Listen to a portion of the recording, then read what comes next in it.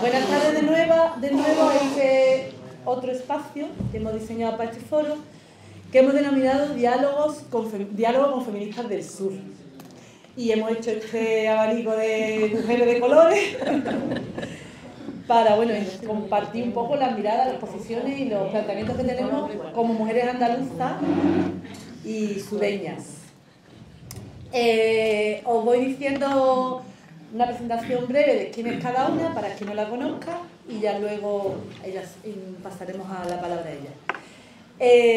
Tenemos por un lado a Ana Pinto, que Ana viene de Escacena del Campo, Huelva, tiene 35 años y empezó a trabajar en el campo a los 16. Ella y Nayet, otra compañera que iba a venir que al final no ha podido, pues bueno, han trabajado juntas siempre desde los 14 años. La misma empresa, Los Frutos Rojos, donde tuvieron problemas y perdieron su trabajo por protestar y defender los derechos de las compañeras de Marruecos en 2018, que empezaron la lucha ya más explícita. Ahora después ya te daré la palabra para que puedas contar. Ha venido Iliasu, que viene hoy de Sevilla, pero ella es de Málaga, que, bueno, voy a leer así algo que ella escribe con sus compis para presentarte, en un textito de las Biznegras, ya del colectivo Biznegras. Y dice, una tarde de Navidad, y exámenes y demás, encontramos la necesidad de crear espacios afrofeministas. Y es así como comienza nuestra aventura. Esa tarde, Iliasu se sentó delante del ordenador, abrió el Paint y creó el logo de Biznegras. Así, de básico y simple, se inspiró en la biznaga, la flor endémica de Málaga, que se compone de jazmines blancos. En esta versión de biznaga, la biznaga es negra y tiene un peine afro en el centro, y es una reapropiación de un símbolo, pues constantemente las personas negras, según ellas dicen, somos excluidas de las narrativas y el imaginario de España y especialmente, y más preocupante, de Andalucía. De este modo, para nosotras, dicen ellas, las Biznegras representan la colectividad y la negritud. Ya lo demás te lo dejaré a ti, ¿vale? Tenemos a Mariché, esta compi, que viene es de Málaga, pero viene de Sevilla, y ella es bailadora y actriz. Y amiga de muchas de las que estáis aquí, porque es de Málaga, ¿no? Ella, hay una frase que a mí me encantó que le leí, que alguien que de alguna perdón, es una de las chicas, bueno, perdón, ya. Una frase de ella que dice, como es bailadora, el flamenco nos ha enseñado que el cuerpo es infinito. Y otra frase que dice, el flamenco es también un camino para llegar a otra parte. Y también por eso la hemos traído, ¿no? ¿A qué parte nos lleva el flamenco? Ella es bailadora, actriz malagueña, ha bailado en muchos tablaos, desde China a todos muchos tablaos andaluces. Bailado chino. Bailado chino. Es que no tablao chino. Es que sí. Bueno, ella dice que el veneno del teatro guió sus pasos hacia el arte dramático, al que también se dedica, y encontró en la interpretación un cauce de posibilidades para llevar la expresión propia del flamenco a otras latitudes. Entonces, bueno, eso ya ella continuará. Y luego tenemos a Carmela, se define como andaluza y flamenca, que ella es de la zona Sierra Sur de Sevilla, de un pueblo que se llama Estepa, se cría entre Mujeres y Olivos, y hija de Carmen y nieta de Trini Concha, activista andaluza feminista. Ella baila flamenco como forma de pensar desde el cuerpo también, ha estudiado un máster en máster de mujeres, género y ciudadanía, y durante 5 años ha trabajado en barrios de las periferias de ciudades, ¿no? Sí.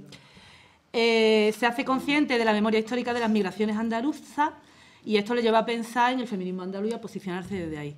Escribe en Pícara, en El Salto, en La Podería, escribe muchos artículos y actualmente reside en Sevilla y trabaja generando encuentros de aprendizaje mucho entre espacios urbanos y rurales.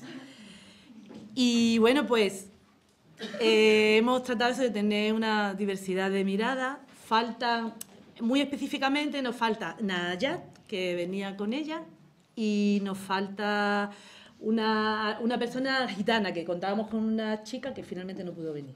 Entonces, bueno, hablar un poco de, dentro del marco que queríamos proponeros, esta gente nos falta, ¿no? Pero, bueno, entre las que estamos... Entonces, si queréis ahora, pues podéis pasar a presentaros cada una como colectivo, como personas que lleváis luchas concretas y un poco para que ahondéis dónde están vuestras luchas, los espacios en los que os movéis, sociales, las reivindicaciones, y un poco contar sobre vosotras. Puedes empezar tú, Ili. ¿Cuánto tiempo? Dale.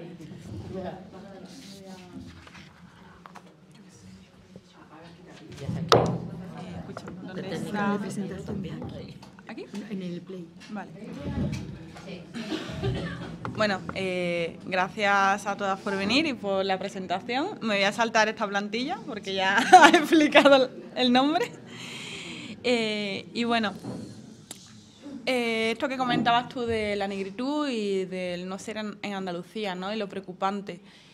Es preocupante por dos cuestiones. Andalucía ha tenido un papel muy relevante en la esclavitud de mi comunidad, cuestiones que son traducibles al día de hoy en el campo de Andalucía, y ha dejado un legado bastante importante a nivel cultural, pero cuando hablamos de Andalucía, hablamos de andaluzas, nunca están las personas negras ni afrodescendientes. Hacemos investigaciones de mujeres andaluzas, hacemos monográficos de feminismo andaluz, hacemos diferentes cuestiones, pero las mujeres negras no estamos ahí, no contamos, no somos parte del sujeto andaluz. Y desde ahí es donde nos reivindicamos con la vid negra, ¿no? Nosotras trabajamos de diferentes líneas, ¿no? Esto va a ser un poquito breve. Esta primera foto es de... Bueno, nosotras que nacemos en un momento maravilloso, estupendo, magnífico, enero de 2020. Igual que nosotras. Me parece un detallito ahí sin importancia. Y esta foto es del maravilloso 8M de 2020. ¿No? Y bueno, aquí estamos algunas compañeras con una pancarta que hicimos en precario, ¿no? Porque al final muchas de nosotras veníamos de movimientos feministas, de los movimientos feministas autónomos, pero es muy complicado articular determinados discursos que no tienen un espacio propio. Aunque las compañeras quieran darlo, con quien tenemos que articular y hablar es con nuestras propias hermanas. Y es un poco importante, ¿no? Luego de 2020 hemos hecho muchas cosas y estamos ahora mismo, razón por la que estoy yo aquí, aparte de porque soy la intensa del grupo. Estamos con un laboratorio afrofeminista, que es un proyecto que empezamos en octubre, acabó el próximo mes, y claro, estamos con tantas cosas que nos iba a ser muy difícil estar aquí todas o alguna de nosotras. Este proyecto es una de las cosas que hemos hecho de las que estamos más orgullosas, sinceramente. Está enfocado a chicas jóvenes afro, que están como nosotras un poco de quiero hacer cosas pero no sé cómo, sobre todo desde el arte, y están saliendo propuestas súper interesantes. Y bueno, esta pieza la ha hecho La Negra Art, que es una artista afromalagueña, muy conocida, también la llamamos nuestra madrina, la llamamos Pato, básicamente. Y bueno, otra de las cuestiones que hicimos, porque nosotras trabajamos mucho la memoria de Andalucía afro y también la memoria afro en general. Nos parece algo relevante hacer, como diría Asue, este trabajo de arqueología, porque donde están esas historias no está en el pueblo, está en la academia más elitista, en la academia que no es española, con lo cual tienes que hacer traducción, lo cual implica tener todo un capital cultural y un bagaje y muchas veces capital económico que todas las que estamos en el sur sabemos que es muy complicado. Y esto nos lleva a nuestro fanzine, Afrozine, porque es un fanzine afrocentrado. Y bueno, nació de un taller que hicimos, que era Mujeres Negras en la Historia de la Revolución. Y bueno, en ese taller encontramos como 150 piezas de mujeres africanas, afrodescendientes, en un contexto de liderazgo, porque el imaginario que hay constantemente sobre nosotras es de sumisión, de pasividad y sobre todo cuando hablamos del continente africano es de no historia. No existe nada hasta que los blancos deciden construir a las personas negras, ¿no? Y cómo se las construye. Cuando hay el panafricanismo tiene una frase que es clave, que es que si la historia de las personas negras fuese un libro de 1000 páginas, la esclavitud empezaría en la página 999. Hay toda una historia que no se cuenta, y no se cuenta además con ganas, no se cuenta con ganas. Intento ponerme técnica, pero no. Hay confianza. Bien jugado, bien jugado. Sí, sí. Bueno, este proyecto fue muy bonito porque excepto una de las ilustradoras, todas vivían o eran andaluzas, eran mujeres afro, las que ilustraban. Aquí hay una de ellas, aquí tenemos otras, ¿no? Esta es de Carla Hayes, que trabaja ella la cuestión de la memoria afroandaluza y a través de su propia vivencia como persona mestiza. Ha tenido una exposición en el Museo Thyssen de Madrid, que también es como muy llamativo, ¿no? Es decir, trabajamos estas cuestiones, pero aquí ¿qué espacio le damos a hacer estas presentaciones, ¿no? Pero esto ya es una cosa un poco más institucional, que luego hablaremos. Y también queríamos alejarnos de la retórica de Estados Unidos, porque siempre se mira qué está haciendo Estados Unidos, qué está hablando Estados Unidos, cómo ha sido la historia en Estados Unidos. La diáspora africana está en muchos países, tenemos historias propias y nosotras contábamos con mujeres africanas, mujeres siempre entre comillas, ¿no? Y mayormente, por ejemplo, María Felipa Oliveira, su historia está en Brasil. Ella es un referente, bueno, es una de las pioneras en toda la cuestión del cimarronaje, pero conocemos más a autoras o figuras estadounidenses. Eso también es una lógica que es llamativa porque ocurre. También en el fanzine tenemos algunas figuras que son andaluzas, Amina de Hausa, que es africana, que bueno, ella lidera la lucha contra la colonización árabe, era, ¿no? Cuando toda esta cuestión, ¿no? Tenemos otras que... Es que, un datazo, el fanzine, aparte del apoyo a la comunidad, esta muchacha que está aquí nos ayudó a editarlo. Porque... Mami Fumilayo, ¿no? Y bueno, un poquito eso. Yo lo voy a dejar aquí para que sea una conversa y bueno, aquí tengo datos de contacto, por si queréis. Publicidad. Y ya está. Bueno, ahora Ana va a hablaros. Ana, ¿te tocó? Venga. Bueno, pues nada, me tocó la papeleta. Que había gente ahí aquí, ¿no? A ver, primero voy a obedecer a esta muchacha que me ha dicho que vayamos rulando el micro. Y nada, a mí es que me pasa igual que a la compañera de ayer, que me da un viaje de vergüenza y lo paso fatal cada vez que tenemos que dar una charla y encima me ha tocado ser portavoz del colectivo, así que es lo que hay.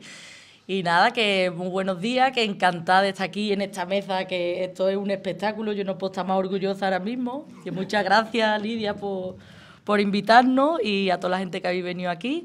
Y bueno, yo vengo de Escacena del Campo, como ha dicho Lidia, y formo parte del colectivo Jornaleras de Huelva en Lucha.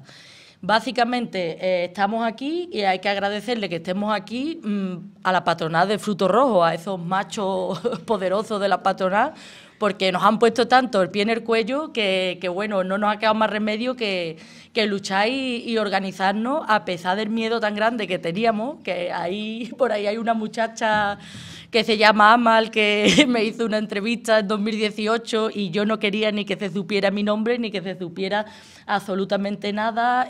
Camuflamos un poco todo porque no vaya a ser que le diera a alguien por leerlo y se diera cuenta que era yo, ¿no? Pero como decía, hemos ido perdiendo el miedo porque no nos ha quedado otra y también estamos aquí gracias a las compañeras marroquíes que en 2018 denunciaron los abusos tanto laborales como sexuales en la industria del fruto rojo, y que justo coincidí que estaba con Nayé currando en esta empresa.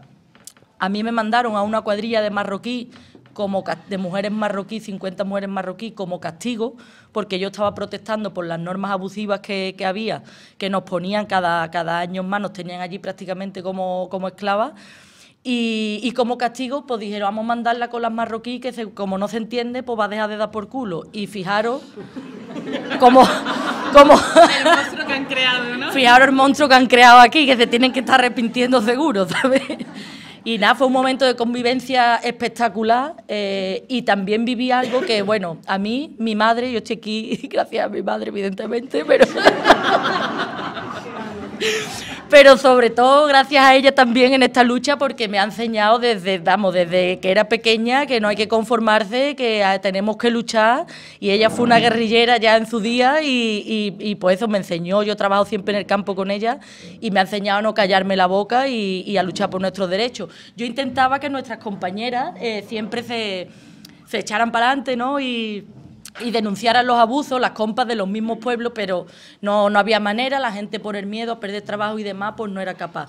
Y en ese año 2018 hubo un momento de protesta con un encargado en el que le dije, mira, a mí no me vas a decir tú que no me ponga camiseta de tiranta, porque no nos estáis ofreciendo una ropa para ponernos, y ni yo voy a cambiar mi vestuario, ni me voy a morir ahí de calor debajo de un invernadero a más de 50 grados que hace. Y me dijo, pues entonces te vas a la calle. Y digo, pues aquí os quedáis, que yo no tengo problema en buscarme otro trabajo, que seguro que tengo trabajo en otro lado. Pues las marroquíes se enteraron de lo que estaba pasando y salieron todas al carril y dijeron, si Ana no trabaja, nosotras no trabajamos. Y empezaron a decirme que por favor me pusiera el chaleco también para que no me echaran, porque querían que me quedaras con ella en la campaña y tal. Hostia, y eso fue para mí como algo súper impactante, que además me rompió todos los estereotipos que tenía en la cabeza. Y dije, aquí va a comenzar algo que no sé muy bien por dónde va a salir, pero la verdad es que aquí estamos gracias a eso. La labor que hacemos ahora y el trabajo que hacemos, pues básicamente el que se suponía que tenían que hacer los sindicatos, pero no han hecho. Entonces, como estamos totalmente abandonados, hemos ido aprendiendo sobre la marcha, estamos aprendiendo constantemente, y lo que hacemos pues desde la información, que es básico y fundamental, porque si yo hubiese sabido ahora lo que... si yo hubiese sabido antes lo que sé ahora, otro gallo hubiese cantado, ¿no? Pero claro, como no teníamos ni idea de nada, pues ahora lo que hacemos es tratar de que la gente sepa cuáles son sus derechos, ¿no? Y, por ejemplo, este año hemos sacado un informe en el que hemos conseguido que haya readmisión de gente que estaba despedida, compañeras con enfermedades graves como cáncer que no se le había atendido, las tenían totalmente abandonadas, pues buscarle lugares de acogida, luego gestionarles las prestaciones por desempleo, por IT, por incapacidad temporal, que no se les gestiona tampoco cuando llegan aquí y se ponen enfermas, aun siendo su derecho, y hablamos de gente que lleva 14 y 15 años viniendo aquí, de mujeres que llevan toda la vida contribuyendo a las arcas públicas de este país, cotizando a la seguridad social.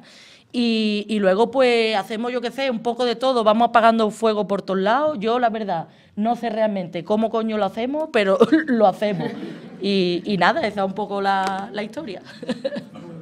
Qué guay. Qué valienta. Mariche, vamos allá.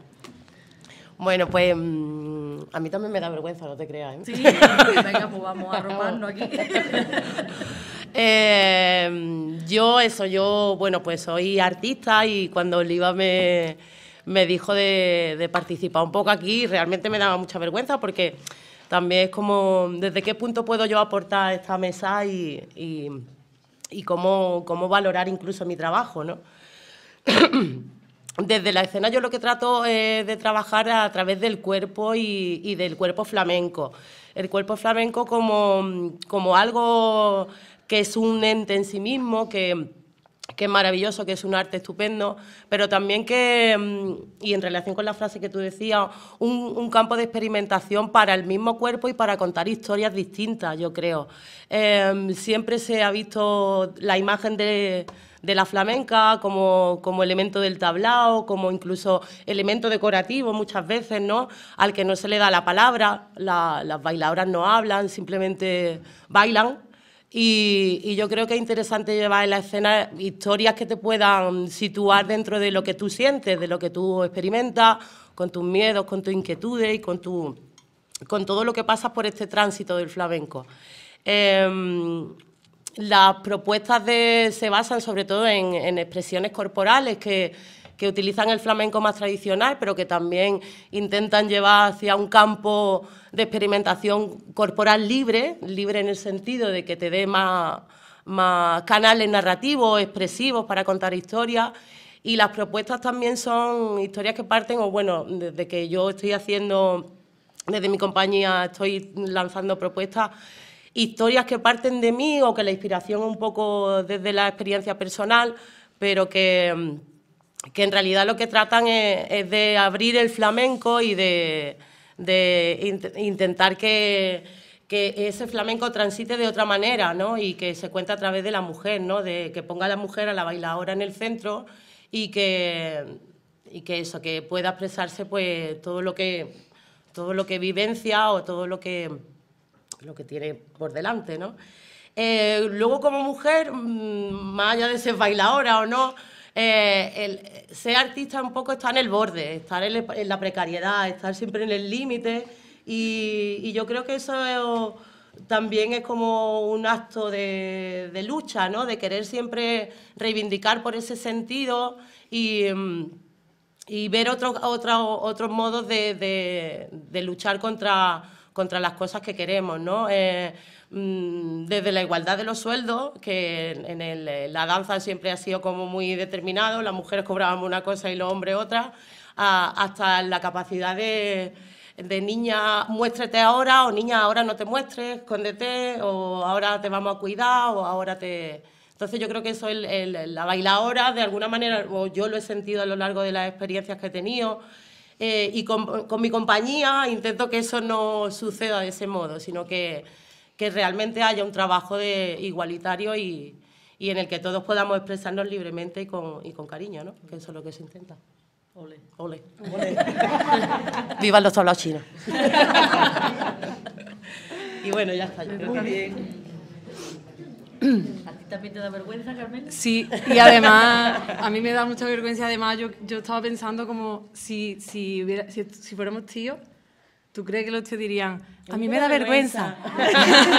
Perdón, a mí me da vergüenza, ¿vale? Entonces yo quería agradecer que hayáis dicho esto, que pongáis la vulnerabilidad en el centro, porque es verdad que se cuela por el cuerpo y muchas veces, ¿no? Como que tenemos que ser cuerpos máquinas, que no somos nada, pero tenemos muchos sentimientos. Entonces os agradezco eso porque sí, tengo mucha vergüenza y llevo con mucha vergüenza desde que me dijeron que tenía que hablar aquí. Bueno, yo no vengo como colectiva, yo vengo como Carmela. También le quiero agradecer que también a mi madre a lo mejor no es tan revolucionaria. Yo conozco a la madre de Ana y la verdad que yo creo que debería de estar ella aquí por mí seguro, porque madre mía. Pero sí le quería agradecer a mi madre los pequeños o grandes rupturas que ha tenido con el patriarcado y con el clasismo, que es verdad, los silencios que bueno, yo le pasé la entrevista que te hicimos a mi madre decía, es que esto me pasa a mí también. Y no voy a decir, yo, por ejemplo, una cosa que pasa es que también soy silenciada y también tengo como miedo a hablar porque mi madre sigue trabajando, entonces como no voy a decir nada más, pero los silencios también importan. Y decía antes de Soledad que vamos a hablar de ausencias, pues las palabras que no se van a decir aquí hoy son palabras que no vayas a conocer y que hay mucha gente que no puede hablar, incluso hijas de hijas. Y eso pasa mucho en los pueblos y eso también es importante. Pues yo vengo como Carmela y yo empecé en esto del feminismo, del feminismo andaluz, porque estaba en Barcelona y sentí muchísimo como esto que decía ella, la identidad leída y la identidad que yo era. Yo no sabía que yo era andaluza hasta que me fui, o sea, sí lo sabe porque ocupaba este territorio, pero No sabía muy bien quién era yo, hasta que sí sabía quién era en el sentido de quién soy yo aquí con mi gente y con mi familia, pero yo me fui a Barcelona y entendí, bueno, y a otras partes también del territorio andaluz, más allá de Peñaperro, del territorio castellano hacia arriba, como dice la señora performer madriluña, entonces, ese lugar. Entonces yo sentí como todos esos estereotipos de lo que era ser leída como andaluza. Es verdad que yo soy rubia con los azules, pero cuando hablo, pues es verdad que existe una cierta exotización de quién soy yo, y todos los estereotipos que seguro que se han dicho en este lado, pues a mí me ha caído. Ahí hay una compañera mía que estudió conmigo en máster de Barcelona, que era como supuestamente el sitio donde vas a aprender más, porque también tenemos esa mirada déspota de cuál es nuestro territorio y qué podemos aprender aquí y qué podemos aprender en el otro sitio. Yo me fui a los nortes creyendo que allí me iban a dar todo y descubrí que todo lo tenía aquí. Entonces, como o todo o lo que al menos lo que necesitaba en ese momento. Entonces, desde ahí empezó como mi construcción de lo que ser feminista andaluza. También el estar allí y darme cuenta que mi cuerpo era un poco una frontera me acercó a las feministas chicanas, que han escrito mucho del territorio del feminismo fronterizo y chicano, que hablan mucho de cómo la frontera puede ser un intersticio donde dialogar, y también de los feminismos de los barrios y de los feminismos de los pueblos, que a lo mejor tampoco se ponen en valor, y de los feminismos de las niñas cani, porque creo que yo como niña cani que he sido, también no es lo mismo ser una niña de pueblo, pero bien, a ser una niña de pueblo y cani, que te guste a ti bailar tu breakbeat bueno y escuchar tus chunguitos buenos, y eso no es lo mismo. Entonces, encima, y tener una estética cani, que te gusten tus pelos y tu animal print ahí. Y tu cadena de oro. Tu cadena de oro, que es de mi abuela, esto es, también hay que decirlo. De oro, pero oro. No se sabe, no voy a tasarlo, yo lo que sé, de oro no sé si es, pero dorado es. Pero como el oro es.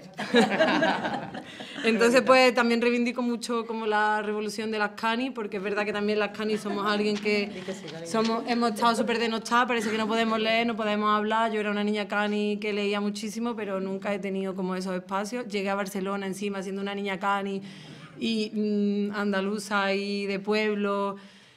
Y eso pues, también pues, ha tenido muchas cosas, como presentar mi TFM en la universidad y que sufriera una discriminación súper fuerte. Bueno, no yo, sino el discurso que estaba teniendo. Y yo, porque yo llegué allí también un poco performada. Yo llegué... no me hizo falta ponerme una peineta, con ponerme la cadena de mi... No esta, una que tiene mi abuela, de la Virgen del Carmen, ahí. Imagínate, aquella gente. ¿Esta quién es? ¿Esta quién es? ¿Esta quién es? Que en verdad también hubo una violencia... Esta no universitaria, ¿no? Esta que va a ser universitaria. Entonces yo viví un poco también violencia, ¿cómo se llama? Que también tuve que aprender, como dice María José Barrera del colectivo de prostitutas de Sevilla, tuve que aprender a golpe de silenciamiento con un diccionario al lado, porque yo no vengo yo no he estudiado nada social. Yo me metí aquí porque mi cuerpo necesitaba hablar. Entonces yo tuve que aprender lo que es violencia epistémica. ¿Esto qué coño es? Entonces me dicen, ¿has sufrido violencia epistémica? Yo, ¿qué? Pues eso, que básicamente es que te callen. Violencia epistémica es que te digan, tú aquí no vale para nada. Es un cerito. Sí, entonces, bueno, eso. Y también, pues eso, pues yo lo que intento hacer como un poco un feminismo interseccional, que ahora también María José Barrera, que es para mí es mi madre un poco, ella dice que nosotras, las niñas cani, hacemos, porque ella también era cani, hacemos feminismo atravesado. Es verdad, ¿no? Interseccionalidad en la academia, y nosotros nos atravesamos en los barrios y en los pueblos. Y bueno, yo voy a hablar un poco de qué estoy haciendo ahora, aparte de pues acompañar, más que pertenecer a un colectivo, yo acompaño a otros colectivos que creo que tienen la importancia o sea, son muy importantes a la hora de transformación. Entonces lo que hago es acompañar, y como me ha enseñado también María José Barrera, a poner los saberes en el centro y que sean usados, ya que tuve yo que aprender, pues que sean usados por la gente que a lo mejor no tiene las mismas herramientas. Y nosotras tenemos una editorial que se llama Agenda Comadre, que se llama Editorial Avenate, y nuestra agenda que se llama Agenda Comadre, que lo hacemos porque en parte, las tres que formamos parte de esta editorial nos hemos sentido muy desplazadas dentro de la academia y de lo que es escribir y leer. Entonces hemos hecho una editorial para que nuestras primas, nuestras hermanas, nuestras abuelas, nuestras madres puedan escribir y que si no puedan escribir ellas, sus relatos que son contados nosotros los podamos poner de alguna forma en papel y que se reconozca que ese conocimiento, porque parece que el conocimiento oral no es tan válido como el de papel, entonces ya que tenemos esa capacidad, pues intentamos como poner en el centro que la oralidad también es muy importante. Y pues hasta aquí ya. Pero para que no sabía qué decir, Carmela. Eso porque estás tú aquí. No tengo que pasar para allá. Bueno, pues ya que habéis presentado, yo creo que ya a partir de ahora vamos a hacer unas preguntas así genéricas y creo que cualquiera del público puede también intervenir. Y además pues tenemos aquí a varias gente que en distintos ámbitos, que tienen una experiencia que sería también muy interesante, así que os invitamos también a sentiros parte de la mesa, ¿vale? Nada, lo que queremos preguntar ahora, ¿cómo se construye, cómo habéis construido vosotros vuestra identidad andaluza? Que suponemos que más o menos la tenéis desde esas situaciones, ¿no? de más de frontera o de periferia, ¿no? ¿Cómo lo habéis hecho? ¿Y qué os habéis encontrado? ¿Y cómo habéis gestionado todos esos elementos, no? A mí me podría explicar esa pregunta más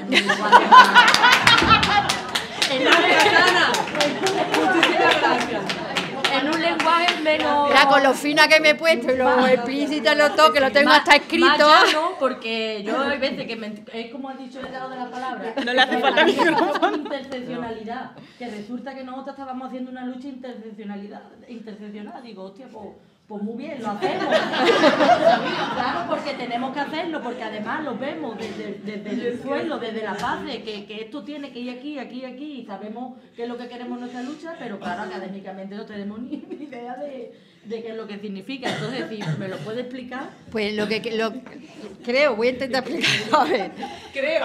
Creo, ya me has puesto en duda total. En duda total. Bueno, se trata de eso esta mesa, ¿no? De que pongamos un poco todo en duda. Tú, desde donde tú estás, que es un pueblo, trabajando de jornalera, de una situación poco valorada o nada valorada, que como ha dicho Soledad, no se ve, lo único que se ve es la fresa súper guay que llega al supermercado holandés. ¿Tú cómo gestionas eso? ¿Tú cómo has crecido? ¿Tú ahora cómo te posicionas desde esa situación? Y a las demás lo mismo. Vale. ¿Te han enterado? ¿Te han enterado? Más o menos.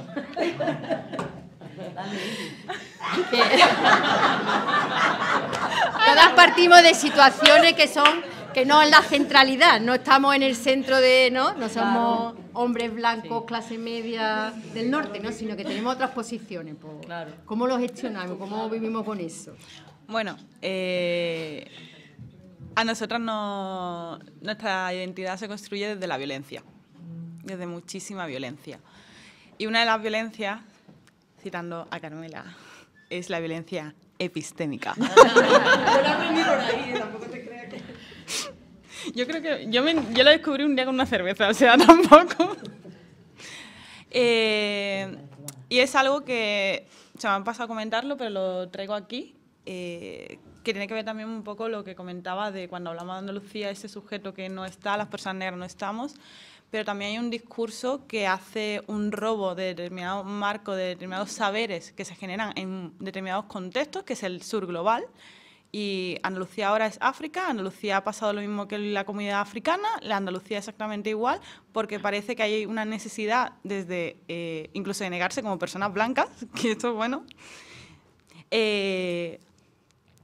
y situar que se ha tenido el mismo proceso que otras comunidades y es la pelea de la miseria. Es como, gente, por favor, ya para esto, ¿vale? Es agotador y es muy violento. Porque podríamos estar hablando de otras cuestiones que son más urgentes, la alianza, tejer estas redes, pero vamos a decir quién está peor, ¿no? Cuando, como diría a Aisetu, es como, tía, no tenemos ninguna un euro y nadie está hablando de esto, ¿no? Y me parece importante y creo que sería importante que aquí, cuando hablemos de feminismo andaluz, situar si estamos hablando de territorio o queremos hablar de otras cuestiones que son bastante peligrosas por donde van, ¿no? Y la otra violencia, es que hay una pregunta, Asue dice que es una pregunta eco, yo digo que es la pregunta del complejo de antropólogo, que es, no, pero ¿tú de dónde eres? pero tus padres, pero ¿de dónde? ¿Pero de dónde eres de verdad, no? Y ya tú, ¿cómo vas a ser de Málaga? Que tiene un acentazo, que te ha integrado perfectamente, pero... Y esto también se traduce en la academia, se traduce en muchos espacios, ¿no? Que también es como, ostras, te tienes que armar de todo un discurso súper extenso de, no, es que esto es extractivismo, violencia epistémica, excluyente, no sé qué, que yo a veces me leo escribiendo y digo, soy una pedante. Impresionante, ¿no? Y eso porque también hay muchas realidades que se están dando aquí. El caso de las temporeras, ¿no? Lo hablábamos tú y yo. ¿Qué alcance tuvo ese caso? ¿Cómo se manejó? Las autocríticas que se tenían que hacer en ese momento, se recibieron algunas críticas con mucha resistencia. Y yo creo que es muy necesario abrir un diálogo, pero un diálogo situado, centrado, ¿no? Hace unas semanas estuvimos en Sevilla, en un espacio autogestionado, un centro social cultural. No era La Invisible, ¿vale? La Invisible mola. En ese momento eché mucho de menos ese espacio, que por cierto ahora mismo está en alerta naranja, así que todas las que somos de Málaga tenemos que estar ahí. Y aprovecho este spot publicitario para decir que si no habéis firmado por la ILP de regularización ya, hacedlo también, queda una semana. Pero en ese espacio, trayendo a los andalucistas, ¿no? Nosotros veníamos de un encuentro que era de cultura y ciudadanía, que se criticó lo de cultura y sobre todo lo de ciudadanía cuando participaban compañeros que no tenían papeles, que era como, bueno, me estás trayendo aquí a hablar de cultura y llevo 4 años esperando que me resuelvan la documentación, ¿no? Las cosas que tiene el racismo institucional, básicamente. Y que esto es otro palabra, ¿eh? Y claro, cuando nosotros llegamos, las personas andalucistas decían que cultura comunitaria es lo que se hace en Andalucía, pero no lo que hacían las comunidades indígenas, por ejemplo. Eso es una violencia tremenda. Y cuando se les dijo que lo que estaban diciendo estaba mal, saltaron con una agresividad increíble. Y creo que hay que mirarse un poco cuando nos dicen algo, si nos está molestando, si nos pica, de dónde viene esa herida, ¿no? Porque a lo mejor es que está tocando algo que no estamos viendo. O sea, no es cómodo lo que nosotros estamos hablando. No sé si me estoy explicando bien. Sí, llanamente. Vale, pues no sé, yo lo voy a dejar por aquí. Lo voy a dejar por aquí, Ana. Te toca, que tú me has dejado aquí. A ver, yo... Se ha quedado todo el mundo muy callado, tía. No, yo a pesar de la explicación todavía me cuesta un poquillo de trabajo saber cómo responde la cuestión, porque, no sé, es que al hablar de identidad, ¿no? Cómo se crea tu identidad andaluza, parece como si habláramos de una sola identidad, ¿no? Que es la identidad andaluza, pero yo es que creo que no hay una sola identidad andaluza, ¿no? Que se pueden crear muchas identidades y va a depender siempre de dónde viva, ¿no? De la provincia en la que viva, del pueblo de donde viva. No es lo mismo, yo por ejemplo estoy a 20 minutos de Sevilla en mi pueblo y no es la misma realidad la que yo tengo en mi pueblo que la que hay en Sevilla. Como se ha creado la mía, pues en un pueblo pequeño, en el campo, y más de campo que un jaramago, y luego pues currando en el campo, que también eso me ha aportado como otra mirada de otras identidades muy diversas de mucha gente, ¿no? Porque desde tan pequeña, currando allí con gente tan diversa de muchísimos países y demás, pues ha sido como un enriquecimiento brutal, que a la hora de hablar de identidad andaluza es como si yo no pudiera hablar de identidad andaluza sin hablar de toda esa gente, ¿no? Y como que esa gente forma parte también de esa identidad y me han enriquecido a mí en la mía propia, ¿no? Entonces, no sé, es un poco así la historia. Y iba a decir algo más, pero con el jaleo que he formado se me ha ido. Es que, claro, es complicado explicar esto, porque además no es una cosa que nos pongamos a pensar mucho, ¿no? Por lo menos yo, ¿no? De tu identidad y de dónde vienes. Sí que es verdad que yo noto, por ejemplo, cuando voy, ahora que estamos viajando tanto con las charlas y demás, que nos invitan a un montón de sitios, hostia, yo voy para arriba, para el norte, y yo siento que soy más del norte de Marruecos, que tengo más que ver con la gente del norte de Marruecos, con mis compas de ahí, que con la gente del País Vasco, ¿no? Y yo creo, o con la gente de Cataluña, o con la gente de otros lugares. Entonces yo creo que, pues bueno, las identidades se crean también un poco por la gente que te rodea y que te acompaña, ¿no? Y a mí, como me ha acompañado tanta gente durante todos estos años, pues no sé, es que es ahí un poco un bejunje de todo. Nos han hecho creer en Andalucía que ya nosotros somos Europa, ¿no? Y que Sí. no tenemos nada que ver con el sur, ¿no? Somos puro norte. Y no es verdad. Totalmente. Sí que es verdad lo que hablaba también antes Sole, ¿no? Que sí que tenemos un privilegio. Yo tengo un privilegio absoluto con respecto a todas mis compas, por ejemplo, que vienen con contrato de origen de Marruecos, la gente que vive en la Chabola y demás, es que no tiene nada que ver una situación con la otra. No dejamos de estar en territorio europeo. Exactamente. Aunque estemos a 14 kilómetros, no Exactamente. dejamos Europa. Pero también a la misma vez es verdad que yo siento que cuando subo desde Peñaperro para arriba, la gente tiene un privilegio con respecto a mí y con respecto a la gente que vivimos en la misma situación que vivo yo, ¿no?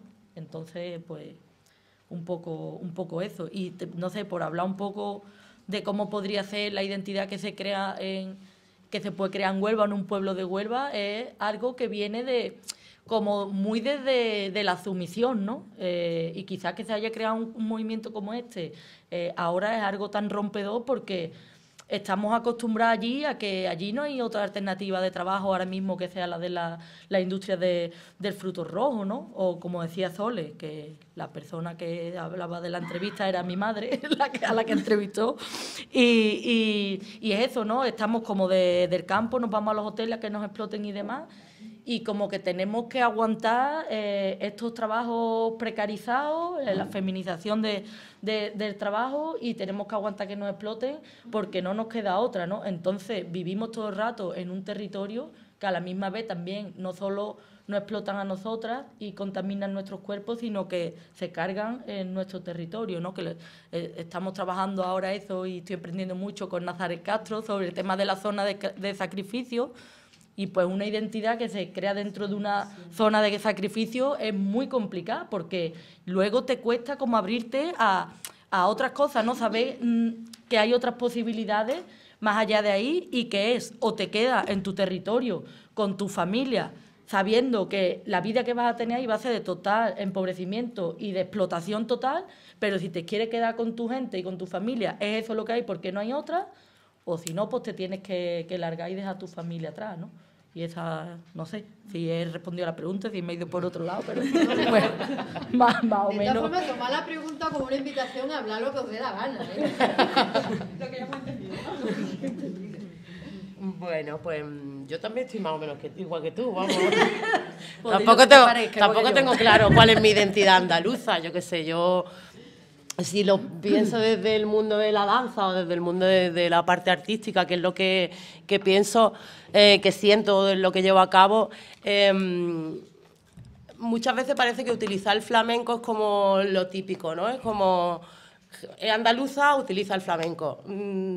Es maravilloso utilizar el flamenco, es maravilloso darle valor a algo que es nuestro y que tiene mucho sentido y que viene de lo que éramos, de lo que hemos sido, ¿no? Y yo creo que poner en valor eso es muy interesante.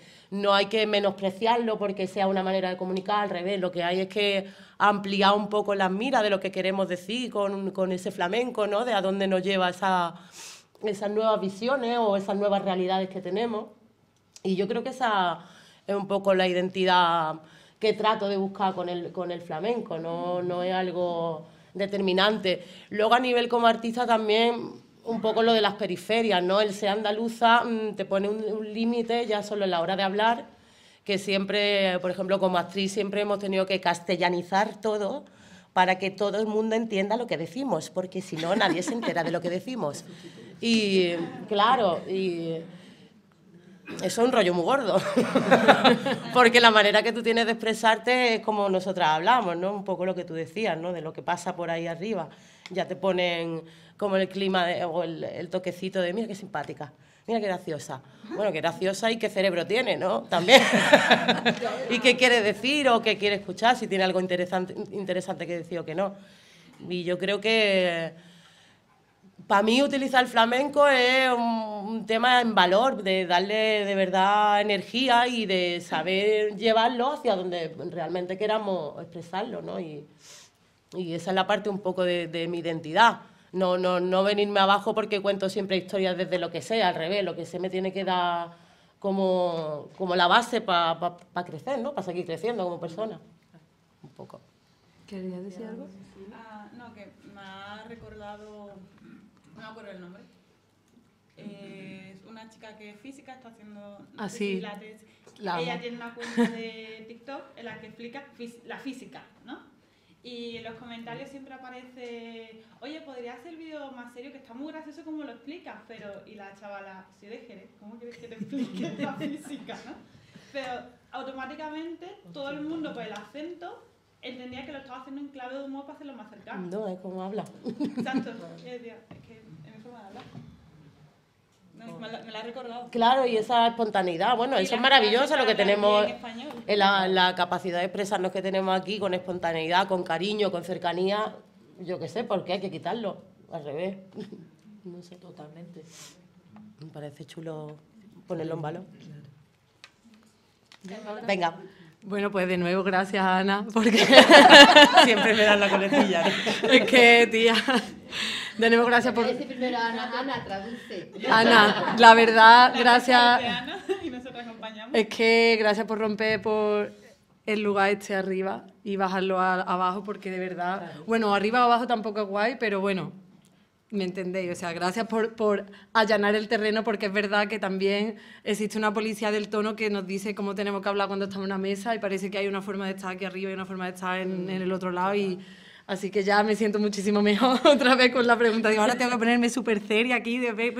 No, ya voy a hacer otra vez. Bueno, sobre la identidad, una cosa que se me ha olvidado decir sobre la identidad, que es algo muy borrado y que es algo muy borrado en los espacios feministas, muy borrado en los espacios LGTBI, es que las andaluzas y las cani también somos bolleras y bisexuales.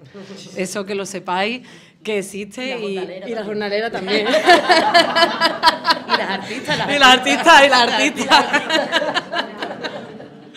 Yo no sé de uno, Porque creo que es algo que también ha formado parte de mi identidad o mi no identidad, que también la no identidad forma parte de quién eres, ¿no? Como decirte que tú no eres algo todo el rato, que tienes que estar todo el rato demostrando. Yo, por ejemplo, cuando me vine de Barcelona a Sevilla, pues ahora ya soy bollera porque ya he estado con una bollerona. Entonces ya sí, pero antes no. Antes era una tía... Yo es que solo soy una chica, que yo siempre digo esta broma como en los espacios LGTB, digo, yo es que solo soy una chica y no sé nada.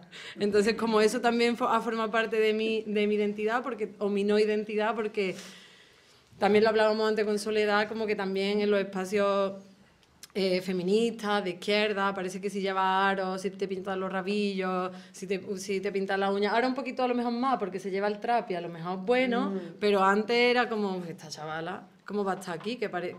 ¿No? Claro. ¿Estás perdido? ¿Qué te ha pasado?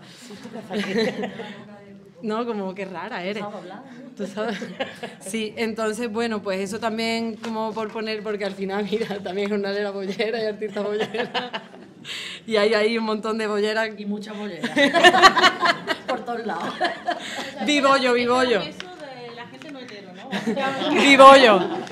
Vivollo por poner también ahí que nos ocupemos los espacios, que también me gusta como... Bueno, pues la identidad andaluza, ya lo habéis dicho ustedes, que es andaluza o quién es andaluza, que andaluza es quien trabaja aquí, quien vive aquí, no sé, yo no sé quién es andaluza todavía. Es verdad que existe un estereotipo y es verdad que yo lo viví, yo por ejemplo en el TFM que escribí, que luego me lo publicaron, yo decía, bueno, yo soy andaluza porque el resto me ha dicho que soy andaluza. Yo no sé, yo no sé si existe una identidad andaluza, pero sí sé que existe una identidad construida que me dice a mí que soy andaluza. Eso lo sé, y que en el mismo momento en el que yo hablo, ya aparecen unas etiquetas alrededor, igual que decía Ili, pues la forma de construcción que tienen las personas negras, ya el hecho, lo que pasa es que yo me callo y no se nota, pero a ti te atraviesa, por eso a lo mejor lo tuyo es una violencia que es súper clara y nosotras vivimos como otras cosas, ¿no? Pero bueno, eso sí que es verdad, y hablando de lo que tú decías de buscar puentes, pues a mí me pasaron la pregunta también, que nos han dicho aquí, ¿qué elementos de opresión visibles y no visibles tenemos? Entonces ya dije yo aquí... Ya me había asustado, ya no digo ni ¿Y yo qué? ¿Y yo qué? Ahora que te voy a poner, pero bueno. Eran orientativas. Sí, pero mira cómo somos de obedientes las mujeres. Mira cómo nos han intentado meter ahí por la vereda, que nosotros todos obedientes. Ahora, ¿qué tengo que decir? Bueno, yo sí que creo que nos atraviesa el territorio, lo que tú decías de si estamos hablando de territorio, de otras cosas, yo creo que aquí habitar el territorio sí que nos atraviesa una precariedad concreta, y yo lo he vivido estando aquí y viviendo fuera de Andalucía, pues yo aquí soy más precaria, y cuando yo decidí venirme aquí, pues lo pasé mal, y también tengo que poner en el centro que las precariedades también llevan a una salud mental derruida, porque yo en Barcelona no tenía los mismos procesos de salud mental que tenía ahora. Yo, de hecho, en el Salmorejo Majao, que teníamos un fanzine, en el Salmorejo Majao que sacamos en el segundo, creo, había un artículo que escribió una amiga que se llamaba Precariedad encarnada, y bueno, hablaba de mí, aunque en ese momento me daba mucha vergüenza decirlo, ahora ya no, y hablaba de mí, que yo fui al médico y me dijo, ¿a ti qué te pasa? Digo, yo, que soy pobre.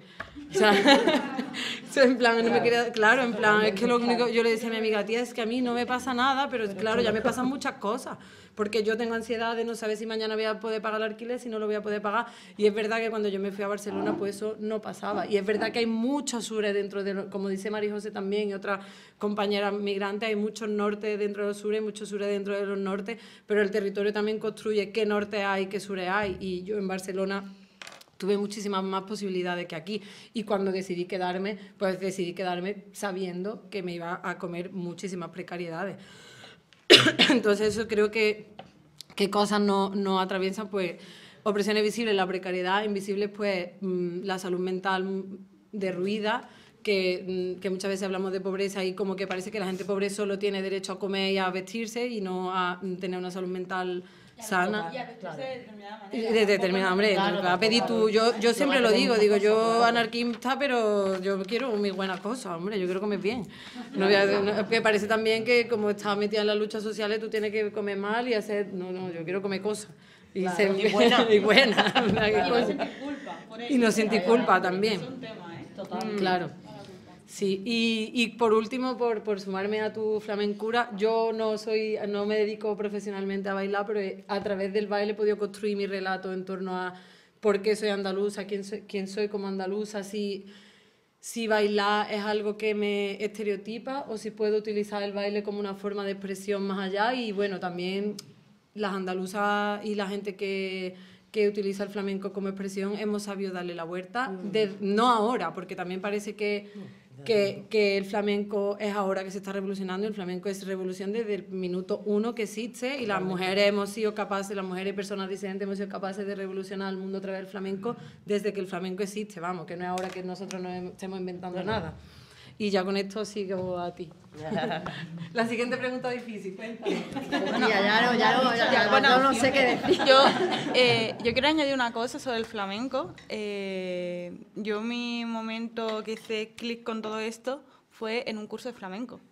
Porque en el flamenco se estudia toda la africanidad que tiene, todos los elementos negros, todo... a ver, que me conoce un poco, ¿sabes? Yo me he criado en una familia rociera, sevillana.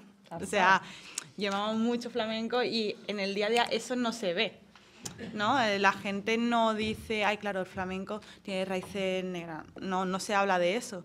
Y en un curso fue que un profesor dijo, no, claro, tal. Y dice, claro, tú tienes que tener ascendencia de los afroandaluces de tal. Fue como, ¿afro qué? Era joven e inexperta.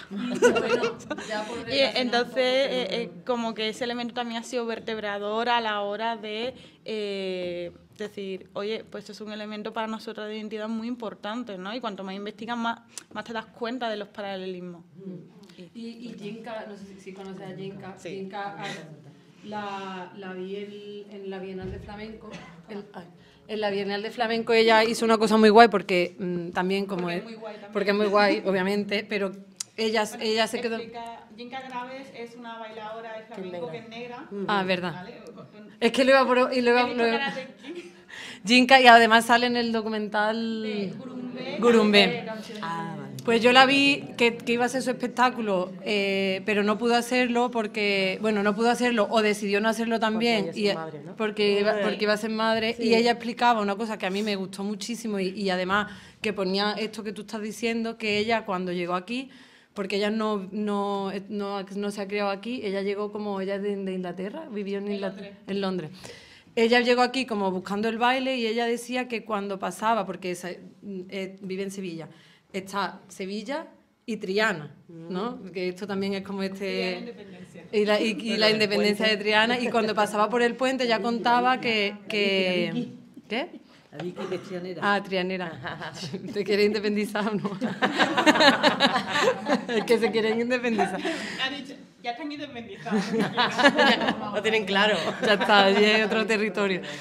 Pues ella contaba que cuando pasaba por el puente, no sé si era el puente de San Telmo, el puente de Triana o cuál, ella sentía cuando iba pasando como ella decía, yo parecía que conectaba con una cosa que tiene que ver con la circularidad del tiempo, y que esto hay mucha gente afrodescendiente y negra que habla de la circularidad de los tiempos y tal, y ella decía que ella cuando pasaba al puente Triana sentía como los tambores y la sensación de su pueblo que había estado esclavizado allí, que cuando llegaba a bailar era una forma de transmitir todo lo que había pasado en Triana, y para mí fue algo como, que tú llegues a un sitio de nueva y tú sientas todas esas cosas desde el cuerpo, también nos dicen que muchas veces tenemos toda la racionalidad y nos olvidamos de lo que es el cuerpo. Claro.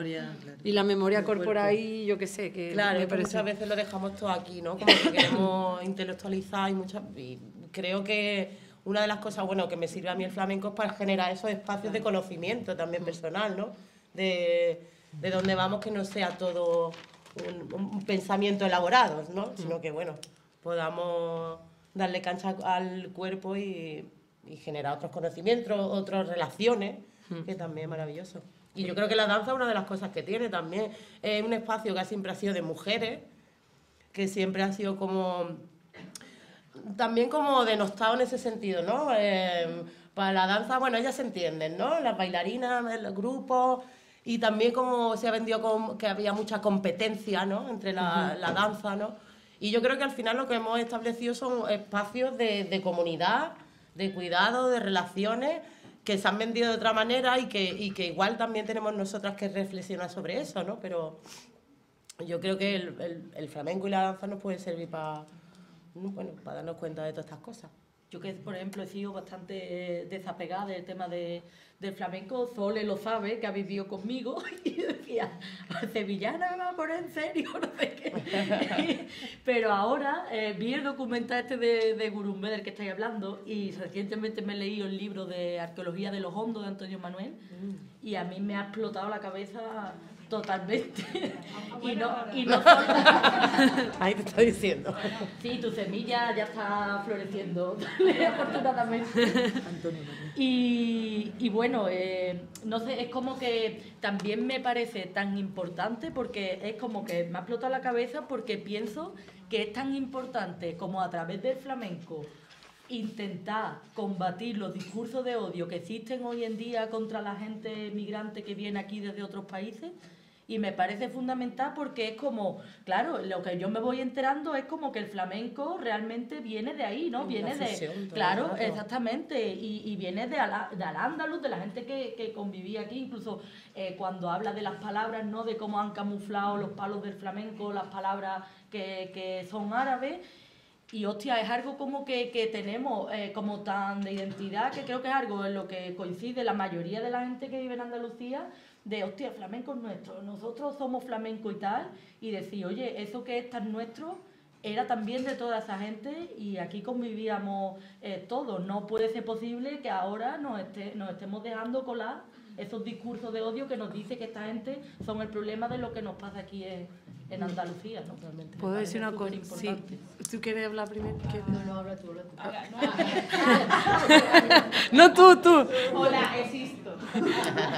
Dale, Ili. ¿Quieres, Ili? Dale. O sea, yo es que quería hablar de una cosa, pero luego. Dale. Ahora te doy permiso, Carmela, ¿vale? Tú ahí a tu rollo, yo hablo ya. No, es que estaba pensando en justo lo que estás diciendo sobre el tema de discursos de odio y que realmente son muestras de violencias estructurales, creo yo, ¿no? Es decir, el discurso contra la gente pobre, el discurso contra la migración, el discurso contra las personas que no son blancas, el discurso contra las personas que no son neurotípicas, es decir, que no tienen ningún problema de salud mental. No sé quién no tiene ningún problema, pero ¿no? Porque también nos cuesta mucho decir, oye, necesito parar porque tengo ansiedad, necesito no seguir viniendo a trabajar porque estoy que me quiero pegar un tiro, porque el propio sistema no lo permite. Entonces, todas esas violencias realmente son estructurales y hay determinados elementos que salen con un discurso a lo mejor más agresivo, porque todo esto de todas estas cosas que no estamos hablando, porque no estamos hablando, que es lo que decías tú de los silencios, ¿no? Hay un mecanismo detrás. Y salen también para controlar, ¿no? Es decir, si lo hace, estas son las consecuencias. Entonces yo estaba más como pensando en esta línea, ¿no? Y otra cosilla que quería comentar, estamos hablando de flamenco, estamos hablando de cultura, pero también que se ve en Gurumbé, se habla de la Hermandad de los Negritos, de Sevilla, sí. Pero hay otra hermandad en Andalucía, que nosotros hemos encontrado, que pasa una cosa súper similar.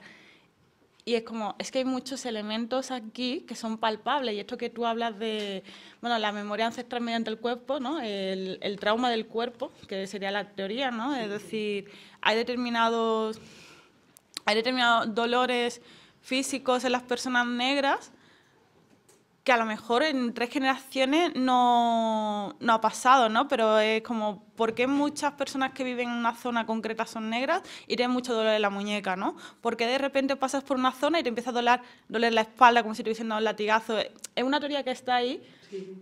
Es curiosa, yo no me voy a meter en este tema, es complejo, pero sí que creo que esta cuestión de pasar por sitio y estar como si estuviese viviendo algo de otro tiempo, ¿no?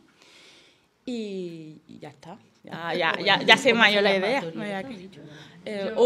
me ha ido el nombre. Bueno, habla. Voy a decir una cosa solo de que bueno, que estamos hablando del flamenco y bueno, y es verdad, como tú has dicho, que falta una persona, si vamos a hablar de flamenco, pues falta una persona del pueblo gitano, entonces yo iba a recomendar, hay un tío que se llama Periáñez Bolaño, ¿dónde está? Aquí. Periáñez Bolaño tiene un artículo y ha escrito su tesis sobre esto y se llama... Ha hecho como una epistemología del sentir y del sentir flamenco y se llama Ser y sentir flamenco decolonizando la estética moderna colonial desde los bordes. Y es muy guay. ¿Qué? Yo no lo he escrito, lo ha escrito Periáñez Bolaño, pero no está escrito. Pero lo guay de esto es que no está escrito tanto, o sea, no está escrito tanto como una academia, o sea, no está escrito tanto en academia. O sea, es solo el nombre, claro, porque tiene que vender, que a ver, imaginaros, ¿no? Una persona romi, una persona del pueblo gitano en una academia, sí, o sea, hola, no sé, entonces bueno. La lógica de la academia, ¿no? Claro. Es decir, si no pones un nombre que ocupe 7 renglones, no vale. ¿No? Yo le hubiera llamado esto yo y mi prima, pero no. Básicamente. Yo y mi prima contándome estas cosas. Pero no me dejaron. Eso, que Periáñez Bolaño, bueno, y otra gente también que ha escrito en la academia, pero a mí me gusta mucho porque relaciona muchísimo lo que ha pasado en el norte del Magreb con lo que ha pasado con la gente que... Pero te voy a decir cómo es el nombre de la gente. Guibabe, ¿vale? Que ha pasado la misma cosa que han sufrido la gente del pueblo gitano en Andalucía, que también, ya que hablamos de identidad andaluza, pues también preguntarnos si el mestizaje que decimos que hay aquí es un mestizaje basado en violencia y de borrado de las expresiones que han sido del pueblo gitano y cuánto de expropiación porque muchas veces nos quejamos, ¿no?, de que nos expropian y de que el Estado español ha acogido los elementos culturales de Andalucía, lo ha puesto en el centro para vender, borrando la historia de Andalucía, ¿Y Andalucía ha hecho esto? Lo mismo. Y también ya, pues, ya que estamos hablando de feminismo andaluz y el feminismo andaluz está recogiendo esta realidad, estamos siendo conscientes porque hablamos de privilegio, pero yo pienso que muchas veces incluso cuando escribimos y en la academia se nos olvida que quizás nosotros también hemos hecho una expropiación de esos elementos y hemos borrado totalmente lo que está ocurriendo. Y de hecho, ya que hablamos de Triana, no sé, luego hablamos de las 3.000 viviendas y las 3.000 viviendas, porque hay que ver cómo viven allí. La gente de las 3.000 viviendas vivía en Triana y se les echaron. Claro. Y ahora nosotros nos pegamos a golpe en el pecho con que el flamenco, y todavía no hay una reparación real, porque yo luego pienso, es que cómo vamos a reparar históricamente a la gente esclavizada, a la gente de Abya Yala, si ni siquiera hemos sido capaces de reparar a la gente que hemos expulsado no sé a cuántos kilómetros. Hace 20 años ni siquiera se ha hecho una reparación, simplemente seguimos diciendo que la gente del pueblo gitano son así. Vamos a ver, la gente del pueblo gitano, no, como yo recuerdo, ahora ya no hay burros, a lo mejor, yo no sé si hay todavía, pero decían, es que hay burros, vamos a ver, es que eran suyos. Claro. Es que los van a abandonar, que se lo tuvieron que llevar, tío. Claro. Es que no era otra forma de vivir, otra forma de expresión, otra forma de sentir, o la misma. Pero desde luego eran resistencia, ¿no? Entonces al final lo he echado a un sitio en pisos que también no pueden relacionarse en una comunidad, ¿no? Y de repente, porque van a hacer? Pues seguir viviendo como vivían, punto. Y encima en pisos que se caen, porque yo que he estado en las 3.000 viviendas trabajando, de verdad que dicen, no, es que lo tienen lleno. Yo vivo ahí, también tiro la basura por ahí, por la ventana, y digo, andar carajo, aunque no lo tenga conscientemente, el cuerpo sabe más que la palabra, tío. O sea, tú dices, que te revienta aquí, porque yo no soy de aquí, tío. Entonces, yo que sé, a veces como que vamos a ponernos ahora, no, porque tenemos que hacer una reparación del daño, no sé qué. Vamos a ver que de verdad que ni siquiera se ha reparado el pueblo gitano que se echó hace 30 años, 40. O sea, ¿cómo vamos a reparar nada? O sea, que muchas veces hablamos del privilegio blanco y vamos a hablar de tal. Y a mí eso me enfada muchísimo, porque yo que hice esto sobre feminismo andaluz, yo ahora tengo muchísimas dudas si el feminismo andaluz tiene un proceso de una potencialidad de transformación social. De verdad es una pregunta que yo me hago aquí. Pues venga, perfecto. Y que la hago, o sea, que esa pregunta la hago ya toda, que estamos aquí. Sí, esto pues, tiene si un proceso quieres, de transformación social, porque vaya. Pero si quieres, la siguiente cuestión iba en torno a eso, ¿no? Al feminismo andaluz como tal, cómo lo vemos, cómo nos posicionamos. ¿Cómo nos posicionamos? Que si te gusta el feminismo andaluz, que si tú eres feminista andaluza, o eres, un instrumento, ¿no? y si eres un instrumento, y si pensáis que estáis aportando algo, o sí, si pensáis que estáis aportando algo desde vuestra lucha, desde vuestros haceres cotidianos, baile, sindicalismo. Cuando queráis, aunque esto está bastante intenso, pero hay que poner una cuarta pared, ¿no? Sí. Hay poco hueco aquí. A buena habéis juntado en la mesa. ¿Tú quieres? Yo quiero hacer otra. Toma. Pero la pregunta que vas a hablar de otra cosa, ¿no? No. A ver, yo a la pregunta de Carmela y a la pregunta que hace yo voy a ampliar. Porque estamos hablando. Sí, dale. Venga. Andalucía, blanca, gitana. Oye. Perdón. Esto ha sido muy gratuito. Ana, yo te quería, ¿vale? No, digo, más pensada por mí, porque ya la cabeza me va a reventar hacia mí. Sí, blanca, gitana, afro, mora, se construyen esto. La comunidad asiática, la comunidad latina, la comunidad tal, todas las compañeras feministas que están residiendo aquí, estamos hablando de eso, cómo se va a articular, cómo nos estamos articulando con ellas, porque yo hablo como afro de cómo me atraviesan la tierra situada y están en frontera sur. Pero ellas también están atravesadas por muchas cuestiones y pocas veces escucho esta pregunta. Lo dejo aquí, quien quiera del público responder. Vale. Toma. Yo, pues, a mí me gustaría... Vale. Que no te enfades, Ili, que no es... No, sobre todo porque no lo digo como para que te sientas mal, sino porque creo que cuando hacéis ese tipo de preguntas, incluso desde algunos movimientos que estáis también abajo, hostia, a mí me cuesta la vida muchas veces entender esto. Y si me cuesta a mí, que estoy pudiendo tener la suerte de poder estar haciendo esta lucha, formarme y demás, si sentamos aquí de una cuadrilla del campo, cogemos y le decimos a las colegas aquí ya, venirse para acá que vamos a ir a una charla, que vengan las compas marroquíes de la chabola, venga, ¿qué hacen aquí? Es como que se quedan diciendo, pues, ¿y esta gente qué coño me está contando? Y yo creo que algo que venimos a aportar también al feminismo andaluz es que tenemos que bajarnos unos cuantos de escalones dentro de los movimientos que tenéis más conocimiento, que hay más conocimiento académico y que queremos cambiar las cosas, pero es que en la manera en la que se habla, la mayoría de la gente no se entera. Y de hecho a esa gente es a la que hay que llegarle y es a la gente que queremos que se una a nosotras, que esté con nosotras en la lucha, que no le cale los discursos cuando le dice que el inmigrante viene a quitarnos el trabajo, y a esas personas no se les convence desde lo académico. Incluso la mayoría de la gente es que no tiene tiempo ni para pensar, porque de la vida tan precaria que lleva ni siquiera puede pensar. Entonces me parece como muy importante como facilitar un poco en estos espacios.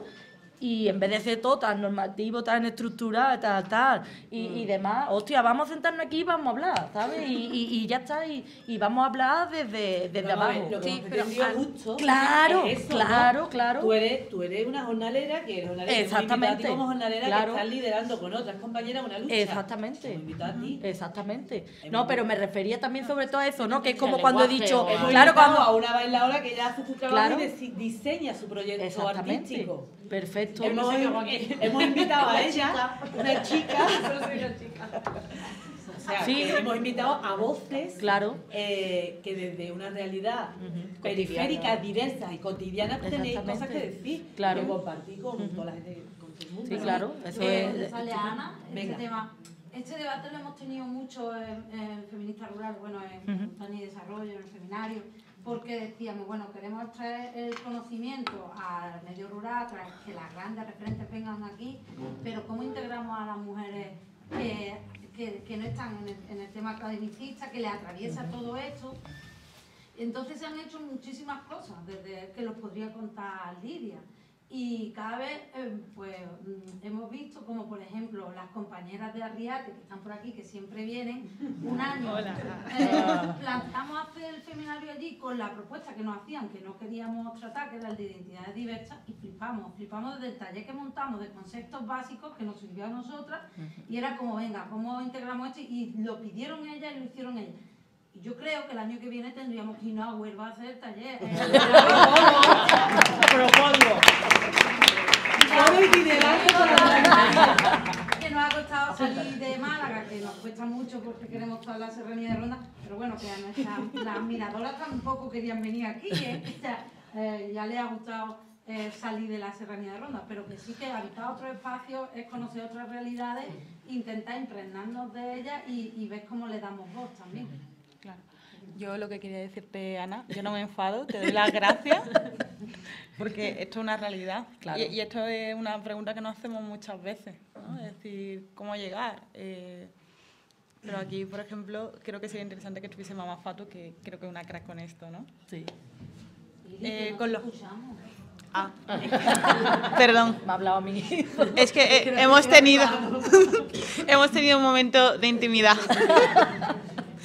No, que gracias por traer esto, porque igual que nosotras a veces estamos aquí dando toque a las compañeras, también es necesario que se nos dé estos toques, ¿no?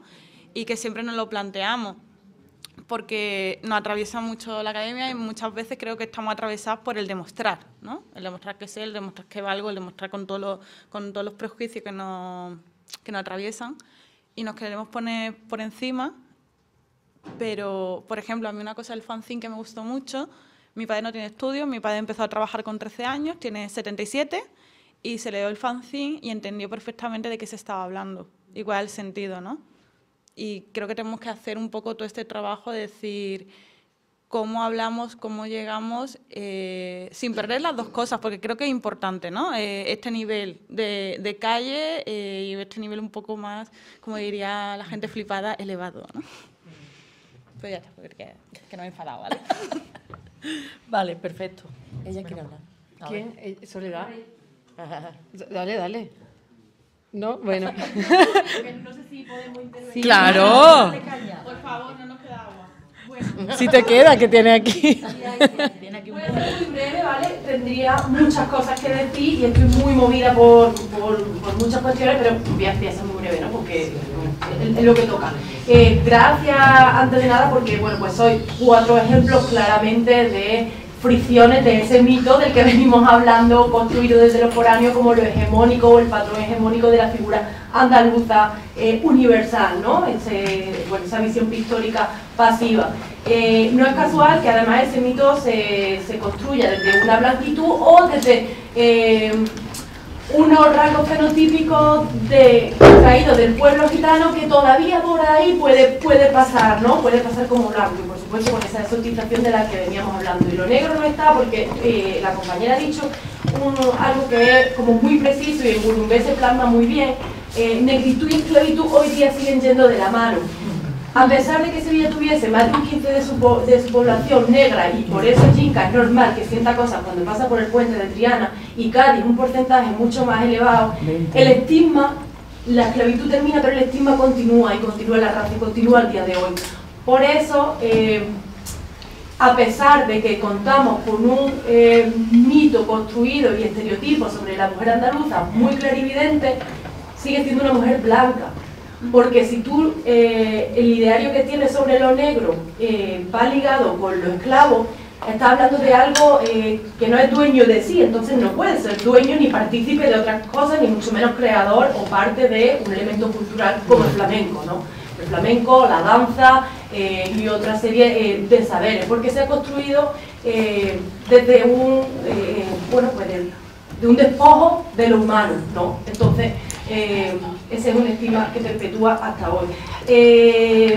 Gracias por poner palabras a un debate que yo creo que desde los feminismos andaluces sí que se está abordando y se ha tirado como esa lanza de dejar de pensar que lo andaluz es lo biológicamente, fenotípicamente o territorialmente concreto y dejar de ver como a las otras, pues a las mujeres contratadas en origen, a las mujeres negras, a las mujeres cuidadoras del hogar de otras latitudes, porque lo que les acontece aquí, hayan nacido o no en Andalucía, es parte del territorio andaluz, está pasando aquí. Entonces constituye una misma realidad, ¿no? Con toda su complejidad y toda su diversidad. Y quería deciros, porque me apela el tema de la academia, porque me enuncio desde ahí, porque soy mujer andaluza de pueblo especiante, pero académica contratada por una nómina de una universidad pública y con un espacio de poder donde controlo a centenares de chavales y chavalas con mi discurso. Y eso es verdad que me posiciona en un nivel, como decíamos ayer, por más pavos que mi abuela haya criado. Yo no los he criado y yo no he trabajado en el campo y yo, en fin, muchas otras cosas que vertebran a mi genealogía, pero a mí no. Pero deciros que, y esto ya lo sabréis porque quien más, quien menos habéis tenido alguna relación con el ámbito académico, esa violencia epistémica no solo se sufre o se ejerce de forma unidireccional, es decir, academia, calle o academia, movimientos sociales. Dentro de la academia, y Campera lo sabe bien, hay una violencia epistémica tremenda que vertebra la identidad andaluza o el imaginario hegemónico sobre la identidad andaluza brutal. Si yo, en toda mi experiencia, y brevemente porque ya no he venido a hablar de mi libro, pero cuando yo digo hola, buenos días, ¿qué pasa?, están viendo a Rocío Jurado, están viendo a Lola Flores, pero no con su transformación y su agencia política, no, están viendo una bata de cola. Claro. Pero si en vez de aro llevas una gafa de pasta, porque también hay un estereotipo de poder que tiene que ver con lo blanco de Peñaperros para arriba, que es lo que opera y lo que entiende que esté ahí. Yo creo que hay de casualidad, o sea, por de ahí que se hable mucho del síndrome de la impostora, ¿no? Es como esa, que has tenido suerte, ¿no? Como de casualidad, como que ese no es tu espacio. Entonces yo creo que sí, por supuesto, este palabra de violencia epistémica se ejerce y no es unidireccional, y tampoco podemos dinamitar y criminalizar y fulminar los conocimientos que se dan en la academia, porque yo creo que hay peña, al menos a mi alrededor, por suerte, o me llegan peña que está muy del lado de mucha gente que se están creando alianzas guapísimas, más allá, que yo no voy a entrar en la escala de valores, por supuesto que no, a quien posee el conocimiento, porque yo creo que es un debate casposo y superado ya por la gente que estamos aquí, ¿no? Pero bueno, que lo nombremos, que eso existe, pero también, yo qué sé, cómo podemos subvertirlo o friccionarlo, que los discursos no sean A o B, o 0 o 100, ¿no? Yo qué sé, yo creo que eso también nos puede dar una actitud más amplia. Y sobre la pregunta de si el feminismo andaluz pues, es transformador, desde mi humilde opinión tengo que decir que sí, es que no puedo decir otra cosa. Será quizá porque a mí es verdad que me ha limpiado y sanado muchas heridas. Quizá también me las ha sanado porque pertenezco a ese grupo de iguales hegemónicos y aceptables, bueno, fenotípicamente, etcétera, etcétera, etcétera. Por supuesto que sí, ¿no? Entonces, bueno, yo creo que aquí las cuatro habéis dado una pincelada de cómo se habita el mito a través de ese patrón cultural que se circunscribe como andaluz, que más identidades, que violencia depende de la identidad que porte o cómo te lea el ejercicio que hemos hecho anteriormente, vas a pervivir. Yo creo que ha sido como genial este amalgama, ¿no?, organizativo, porque habéis lo que reivindicábamos, ¿no?, habéis cargado de significado y friccionado totalmente toda esa mitificación de la que veníamos hablando de un corpus más teórico, ¿no? Así que muchísimas gracias, porque bueno, pues sois imprescindibles y totalmente necesarios. ¿Puedo contestar? Bueno, yo... Me gustaría también decir algo. También hay más del pero, público, hay más palabras, ¿vale? Pero no, sí, porque sí. La pregunta la he lanzado un poco y bueno, yo estoy de acuerdo que en la academia hay muchas cosas. De hecho, yo he estado en la academia y me he salido y yo me considero en parte una persona, bueno, una tía que está en la frontera. Porque al final yo iba a hacer doctorado y no lo hice por la violencia que sufrí. Y es verdad que lo que tú dices, que hay una violencia interna, pero también muy jerarquizada. Y yo soy una persona que ha sido expulsada de la academia por simplemente hablar de feminismo andaluz, que creo que fue el primer TFM que se hizo sobre feminismo andaluz, y sufrí muchísima violencia y al final, pues bueno, pues también una cosa que se me ha quedado un poco en el tintero es decir cómo toda esta identidad andaluza impacta en los cuerpos y qué consecuencias tiene. Entonces yo estoy de acuerdo, de hecho tengo un libro que es académico, quien lo lea se va a aburrir, bueno, no lo sé, pero yo me aburriría, pero también es verdad que por eso he dicho antes que el feminismo fronterizo para mí ha sido una clave, porque a lo mejor lee a gente como Gloria Ansaldúa, que habla desde otros sitios, escribe desde otros lugares y llega desde otra forma, también es importante, porque decir, por ejemplo, corpus académico, pues como decía Ana, a lo mejor esto pues no es transformador, más allá de lo que construimos dentro de la academia, porque yo lo entiendo, porque ya te digo que me lo he tenido que aprender. Entonces, sí que es verdad que la academia da un montón de cosas y a mí me ha servido, obviamente, porque además yo como hemos estado hablando, yo no me he podido nombrar como boyera hasta que yo no he escrito este libro y he dicho, es que yo no me puedo nombrar como boyera porque a mí la gente me echa fuera incluso de mi propia sexualidad y mi propia identidad.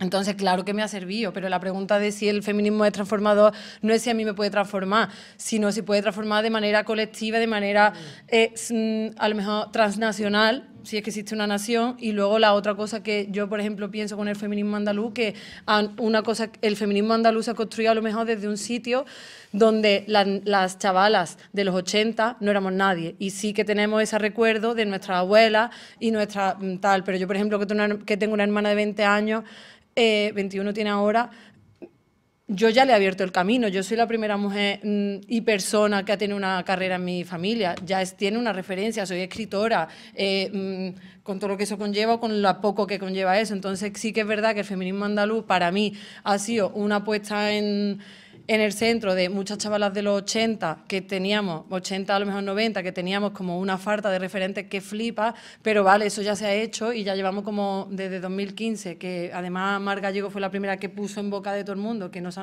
si se ha nombrado, pero también está guay. Sí, se ha nombrado. Por eso que Mar Gallego, eso, que fue una que hizo como un proyecto muy guay, pero también más allá de este proceso de sanación que nos ha hecho colectivamente y que ahora existen proyectos tan guay, que estoy viendo allí a Ani, a Virginia y todas estas cosas.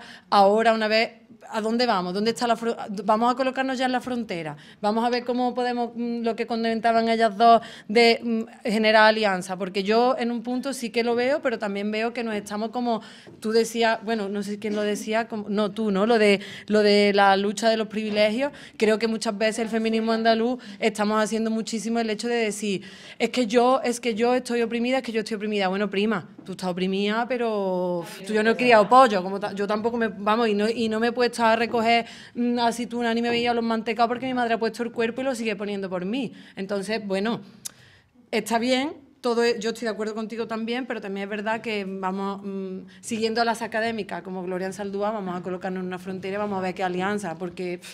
Ya. Muy bien, Carmela. Vamos a ver. Voy a intentar solucionar un poco la historia.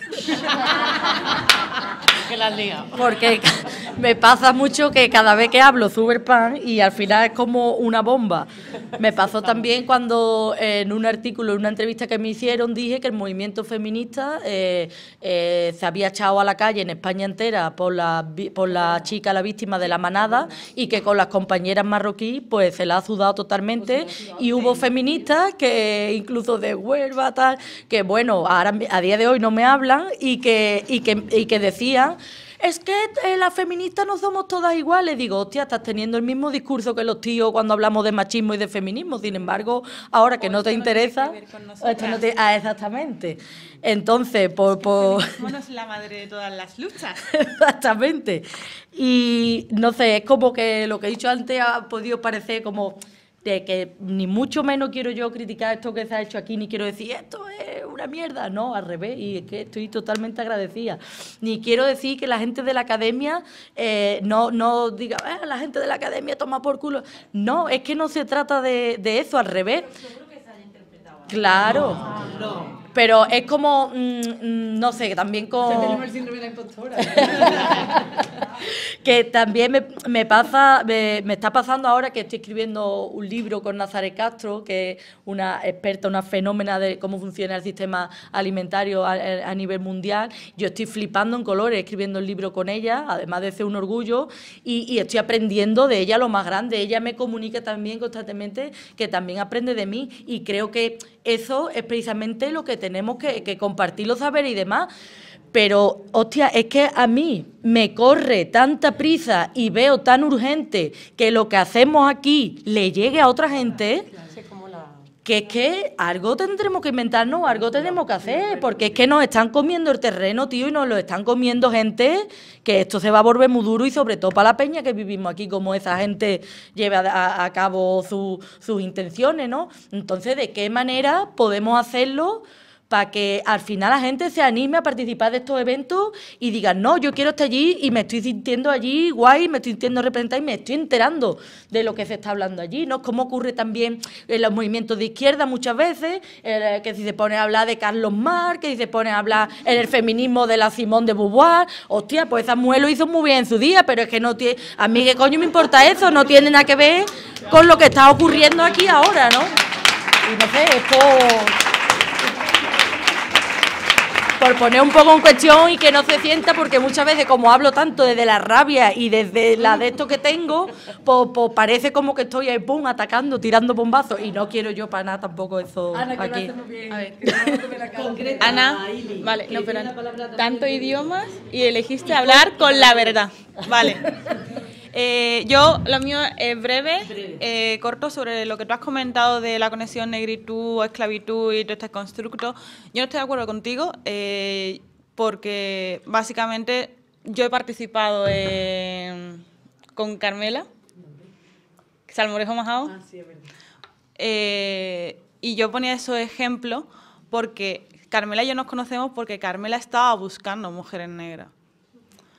Ella en su planteamiento ya contaba con eso, y yo lo que estoy poniendo sobre la mesa es de que ese planteamiento no está y que hay que revisárselo. Ya está. Bueno, lo hablamos después. Vale, porque creo que no tiene nada que ver con que yo creo que el borrado histórico que ha hecho España de la población de otros territorios, tanto el andaluz como la población negra, ha pasado, bueno, pues por señalarlos como esa otredad, esa periferia, esos bárbaros que se sitúan en una situación de esclavitud. Pero sí, por respeto. Vale. Pregunta. ¿Hay una palabra por ahí? A mí no dan mi micrófono. ¿Cómo? Que se va a poner aquí para que se le escuche. Ah, vaya. ¿Qué? A mí no me parece bien. Perdona. Yo creo que yo no me siento muy cómoda, en verdad. Pero ahora sí. Ahora sí. Pues nada, que a mí también me da vergüenza hablar delante de tanta gente y sobre todo mucho respeto, ¿no? puedo hablar delante de un colectivo feminista que veo que soy unos monstruos de personas, ¿no?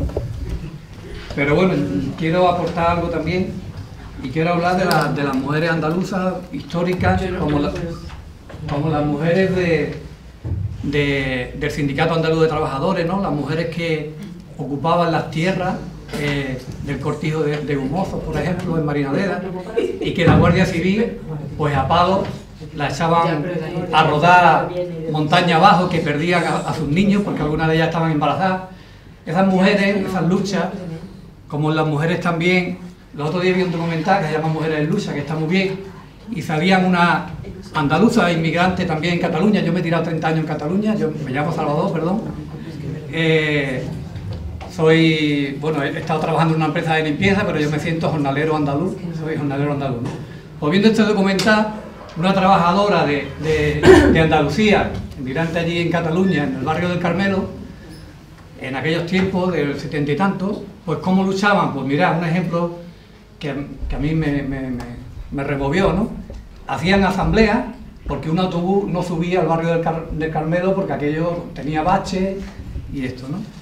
Y ellas iban al ayuntamiento, le decían que hombre, que no había problema, pero nunca le ponían el autobús. Entonces en asamblea, las mujeres, en las asociaciones de vecinos, que ha sido un sitio donde las mujeres han tenido un papel muy destacado, pues allí decidieron, no en la primera asamblea, porque era una cosa muy importante, de secuestrar el autobús, pero en la segunda asamblea ya se aprobó. Entonces estas mujeres fueron, se metieron todas en el autobús y le dijeron al chofer que subiera al barrio del Carmelo, que sí podía el autobús subir allí. Entonces subieron allí y desde entonces pues consiguieron que el autobús fuera al barrio del Carmelo, ¿no? Y cuando que la entrevistaba le preguntaba, bueno, ¿y qué? ¿Cómo se sentía el barrio, no? Pues ella soltó un ya ves tú, ¿no? Ya ves tú. Aquello fue una cosa tremenda, ¿no? De la lucha, ¿no? Las trabajadoras del ZAC, que han tenido una lucha ahora poco de Asturias, servicio de ayuda a domicilio. Me vas a disculpar. Sí, gracias. Gracias. Para hacerlo con el máximo respeto. Gracias. Es para que lo entiendas. Ten en cuenta que estás contando luchas de mujeres que muchas aquí protagonizan.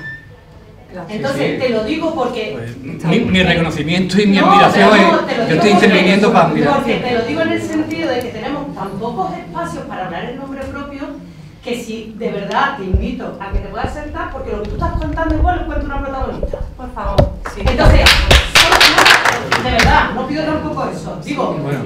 Lo digo porque, de verdad, o sea, que el compañeras del SAF, que son compañeras, gente que han protagonizado huelga, gente que ha...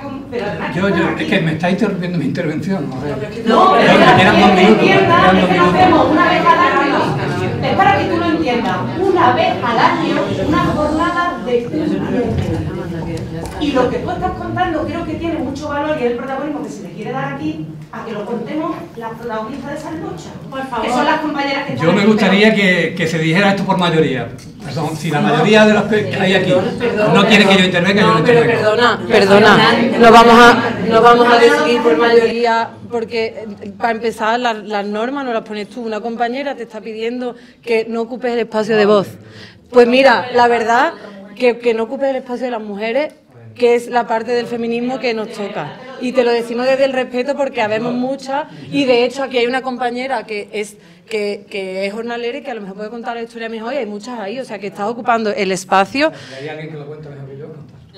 Las propias mujeres. O sea, y no vamos a asumir las directrices que tú nos digas si por mayoría absoluta o no.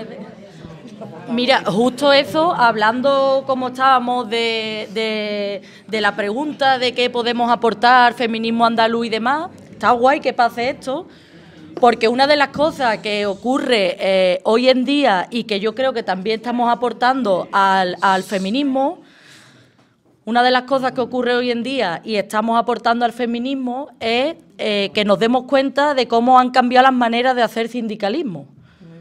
¿Por qué? Pues porque no es lo mismo la lucha de los jornaleros y las jornaleras de hace 40, 50 años que la lucha de los jornaleros y las jornaleras de ahora. Porque no es lo mismo el tío que coge aceitunas en Jaén que la mujer que viene de Marruecos o que vive en una chabola que tiene que llevarse todo el día agachando el lomo para recoger fresas. Y como ocurre con eso, ocurre también que la mayoría de la gente que trabaja en los peores trabajos del campo son mujeres, porque se ha feminizado este trabajo, igual que se ha racializado, no sé si se dice bien, racializado, porque prefieren a la gente migrante y a la gente de ahora de los pueblos. Cuando vamos a pedir trabajo nos dicen, no, aquí no queremos españoles trabajando, y después salen noticias en la tele que nos dicen, es que los andaluces en Huelva y sois unos flojos que no queréis trabajar y por eso tenemos que traer a esta gente, porque vienen a quitarnos el trabajo. ¿Y qué ocurre con esto, a lo que quería ir? Pues que estamos ya un poquito hartas de que todos estos expertos sindicalistas, dinosaurios de hace no sé cuántas décadas, quieran venir a nosotras a decir ahora cuál es el sindicalismo que tenemos que hacer y cómo tenemos que hacer las cosas. Entonces yo creo que esa es una de las cosas también que estamos aportando al feminismo andaluz, en las nuevas maneras de hacer sindicalismo y las nuevas maneras de hacer un sindicalismo feminista tan necesario, por ejemplo, como lo que acaba de ocurrir aquí ahora mismo.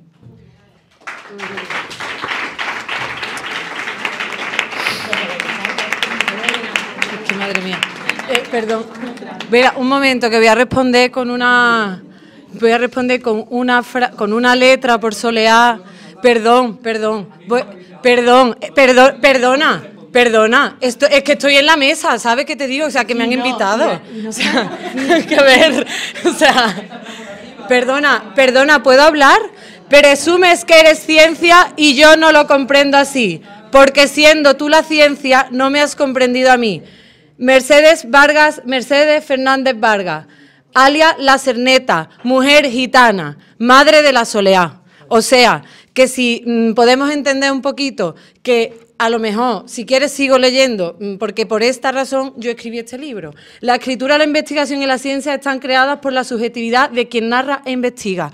Por tanto, todo proceso de creación de saber está atravesado por un cuerpo, por un lugar de enunciación y por una subjetividad concreta. Esto quiere decir que no es lo mismo que escriba yo sobre mí, mi madre y mis vecinas, a que venga un hombre a contarnos lo que sentimos. Sin embargo, lo que este hombre pueda contar sobre mí y mi contexto va a ser más legítimo que lo que yo pueda contar sobre mí misma. Entonces, llevamos toda la vida siendo narradas por hombres, entonces este espacio es un espacio para narrarnos a nosotras. No te hemos quitado la palabra, simplemente has venido a narrar la historia de lo que tú consideras otra. Si quieres, luego nos cuentas esa historia tomándonos un café, pero ocupar el espacio de nosotras estando aquí, pues a lo mejor no es el momento.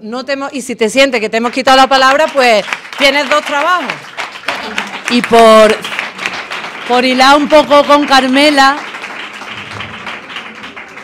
deciros que es justo lo que ella ha contado de la...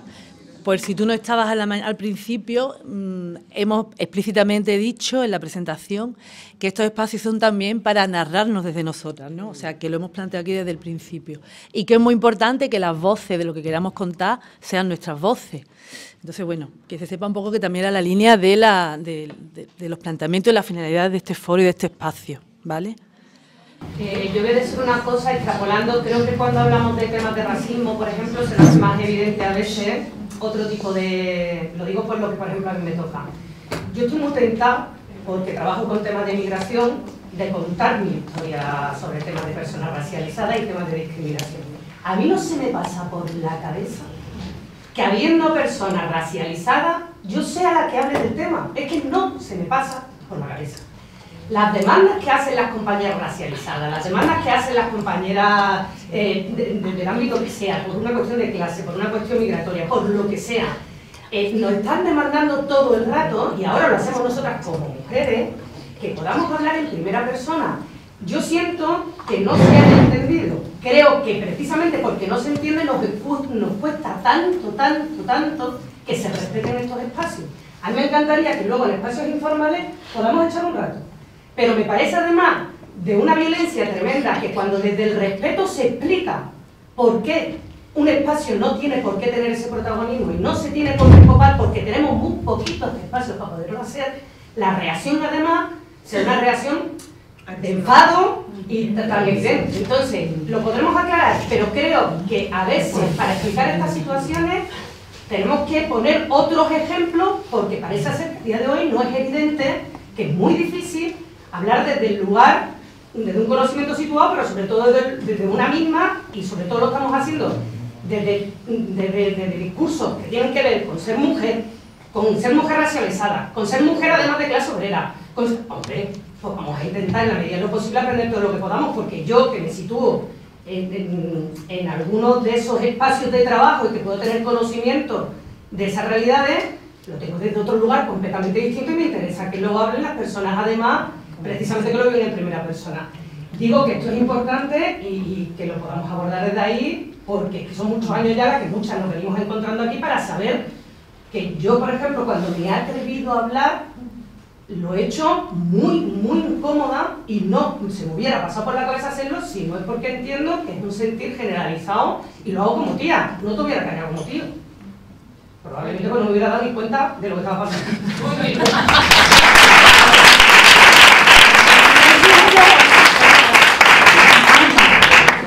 Sí, me encantaría para dar un paso más, que incluso en estos espacios informales, fuera y los varones presentes, que nos hablarais de esto y te lo explicaran a ti, y no una de nosotras, que tenemos un montón de problemas y de cosas que hacer y necesitamos energía para nosotros. Gracias y por favor, si queréis los varones presentes, hablan entre vosotros. Luego.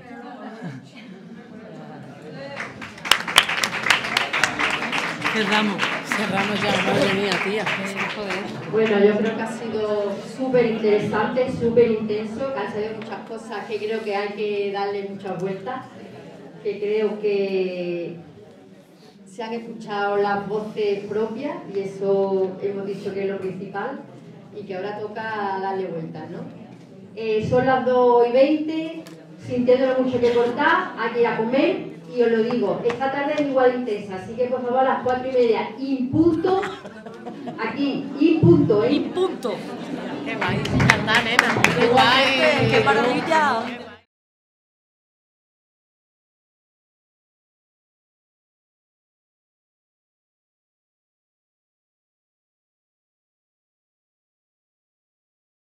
Bueno, compañera, ¿qué tal lo llevamos? Mi nombre es Rocío, yo soy compañera de la Universidad Rural Paulo Freire y vengo a presentar este taller, ¿vale? Que se llama Mujeres andaluzas que hacen la revolución, ¿vale? Os presento a Virginia Piña, están preparando los materiales, ¿vale? Saluda, ¿no? Y a Ani, ¿no? Que está allí con los materiales también, ¿vale? Virginia Piña es de Jaén, es licenciada en Psicología, con máster en Intervención con Víctimas de Violencia de Género. Ella lleva ya una década en el activismo, desde el 15M, ¿verdad? Sí, como muchas de aquí, que me acuerdo yo. Desde entonces ha pasado por varias organizaciones, estudiantiles, sindicales, feministas también. Y actualmente pues, está desarrollando Mujeres Andaluzas que hacen la revolución, que es un espacio en red que pretende como situar a la mujer andaluza en nuestra historia, en la historia de nuestra tierra, ¿vale? Por otro lado tenemos a Ani, ¿vale? Que ella es Ani Noc o Anita Doinel, corrígeme si me equivoco. Y esto lo voy a leer literalmente porque me ha parecido como muy bonito y muy simbólico, ¿no? Que habla mucho de ella y me apetecía como compartiros desde ella lo que ha escrito. Ella es escritora, se define como escritora e ilustradora de las periferias y su costumbrismo, de Andalucía y sus contradicciones, de las mujeres que admira y también de los dolorcitos o dolorcitos que lleva dentro con el feminismo, la ternura y la diversidad como sustento. Me ha parecido súper precioso.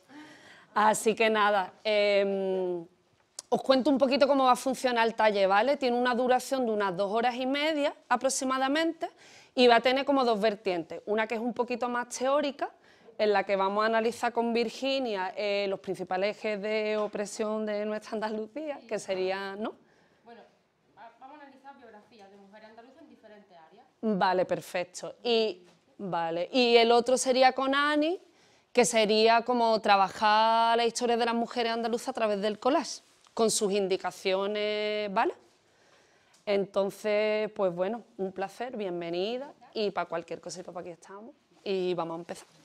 Bueno, pues eso, que vamos, el taller va a tener una dinámica un poco extraña, ¿no? Para que no se haga pesado, porque si no puede llegar a ser muy pesado. Lo hemos dividido en diferentes áreas, ¿no? Donde las mujeres, pues bueno, han tenido presencia, pero su presencia nunca ha sido visible o nunca ha interesado que se haga visible. Entonces va a haber como un área, primero vamos a empezar con un área que va a ser el área de religiosidad, donde vamos a ver diferentes ejemplos, son 4 ejemplos de mujeres andaluzas y la implicación y la relación que han tenido con ese área, por así decirlo, ¿no? Y va a ser por un cuarto de hora, 20 minutos, y después empezaremos a desarrollar el collage.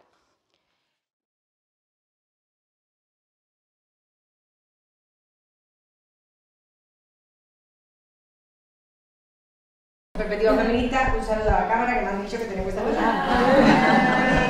Pero dijeron antes que... Entonces, bueno, era la excusa para hablar de ese momento histórico en el que a nosotras nos apetecía hablar, de la mística de la feminidad, de ese malestar que no tiene nombre, de esa biopolítica o biopoder que decía Foucault, de mover a las mujeres de un lado para otro sin que ellas tengan nada que decir, porque total, lo que tienen que hacer es complacer las demandas políticas del momento, que cuáles eran tener criaturas, porque la población está diezmada por la guerra, y dejar el reposo del guerrero bien limpio, para que cuando él viniera del trabajo, se lo encontrara reluciente, ¿no? Pues así. Y ahí que te las den todas. Y ahí que te las den todas, ¿no? Delito conyugal, vamos, recogido por la ley. Faltaría más. Pues entonces ese momento nos apetecía hablar de ese momento, yo creo. Pensamos que complicado hablar de este momento, porque no queremos ir de algo obvio. Bueno, pues vamos a representar ese prototipo de mujer de anuncio que nos vendían en esa mística de la feminidad, ¿no? Ese prototipo de mujer haciendo más fino. Y ya hilando fino, pues vamos a buscar un personaje reconocible que nos permita hablar desde ahí. ¿Cuál es el personaje más reconocible que se nos ocurrió? Pues Jacqueline Kennedy, que es de la época, que representaba el ideal, el modelo, el ángel del hogar, el reposo del presidente de los Estados Unidos, o por ejemplo, la femme fatale. ¿De qué queríamos hablar ahí? Pues, ¿de qué os imagináis? ¿Cuál es el leitmotiv del personaje de una femme fatale? Su sexualidad, ser dueña de su sexualidad. Claro, porque ¿qué es una femme fatale? Todo hay que darle una vuelta, ¿vale? A todo concepto que el patriarcado coge hay que darle una vuelta para reírnos de eso. Una competencia de la buena mujer. Competencia de la buena mujer, exactamente, la competencia precisamente de ese ángel del hogar que hablábamos antes. Entonces era como la otredad, ¿no? La otra. Pues hay que darle una vuelta, ¿no? Porque perdona, pero al patriarcado le viene muy bien que seamos las otras cuando a lo mejor somos una mujer liberada, a lo mejor la culpa ya no viene de vuelta, a lo mejor ya no somos la tía soltera, la que no quiere casarse, la que no tiene hijos ni hijas, la que tiene una sexualidad amplia y diversa, a lo mejor somos otro tipo de mujer distinta a la que nos vende el patriarcado. Pero sí es verdad que bajo el prisma patriarcal vamos a seguir siendo la rara, ¿no? La rara de la familia. Por ejemplo, cuando cantábamos la femme fatale, pues venían muchas mujeres a decirnos, si es que yo soy esa. Si es que yo estoy en el bar cuando hay una boda en la familia, yo soy esa. Ustedes os habéis inspirado en mí. Y yo le decía, es verdad, que acababa de conocer, pero me va a decir que no. Me da muchísimo apuro. O las guerreras de la tribu del Totengordo, bueno. Ahí queríamos ir como de algo celta, ¿no? Porque nos apetecía esa música. Entonces nos inspiramos un poco en Boudica, una reina vikinga. Nos inspiramos también en Sena, pero no sé, ¿os acordáis de Sena?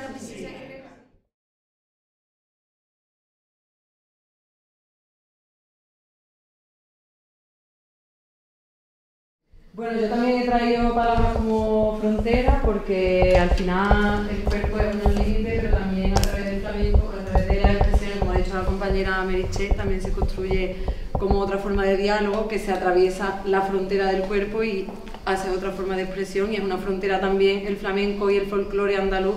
Si es que existe, ¿cuáles son los límites del folclore andaluz? También preguntarnos cómo trae esta pregunta de qué es el folclore andaluz, hasta dónde llega, dónde está.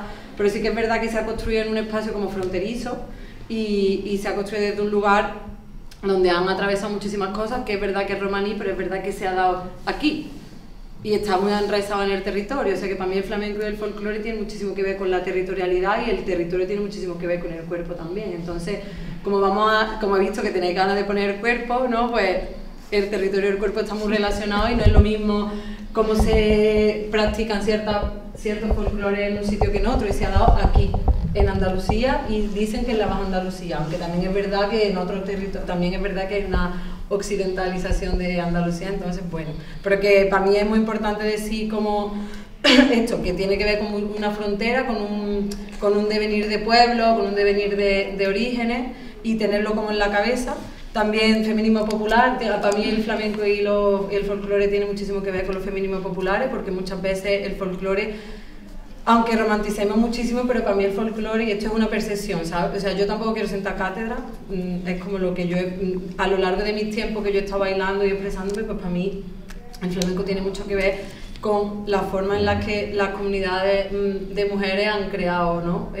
los espacios de relación, porque es verdad que muchas veces se habla del feminismo andaluz, lo típico de, pues las corralas de vecinos se hacían los potajes, lo hacían las mujeres, ¿no? Y ahí se creaban un montón de letras, un montón de cantes, un montón de formas. Yo, por ejemplo, bailando flamenco, que llevo bailando muchísimo tiempo, una cosa que pasa mucho en las escuelas de flamenco que no están como que no son tan académicas, es que las mujeres cuando paren, por ejemplo, vienen con los niños, la coge la maestra, ¿no? Que eso no pasa en otros espacios.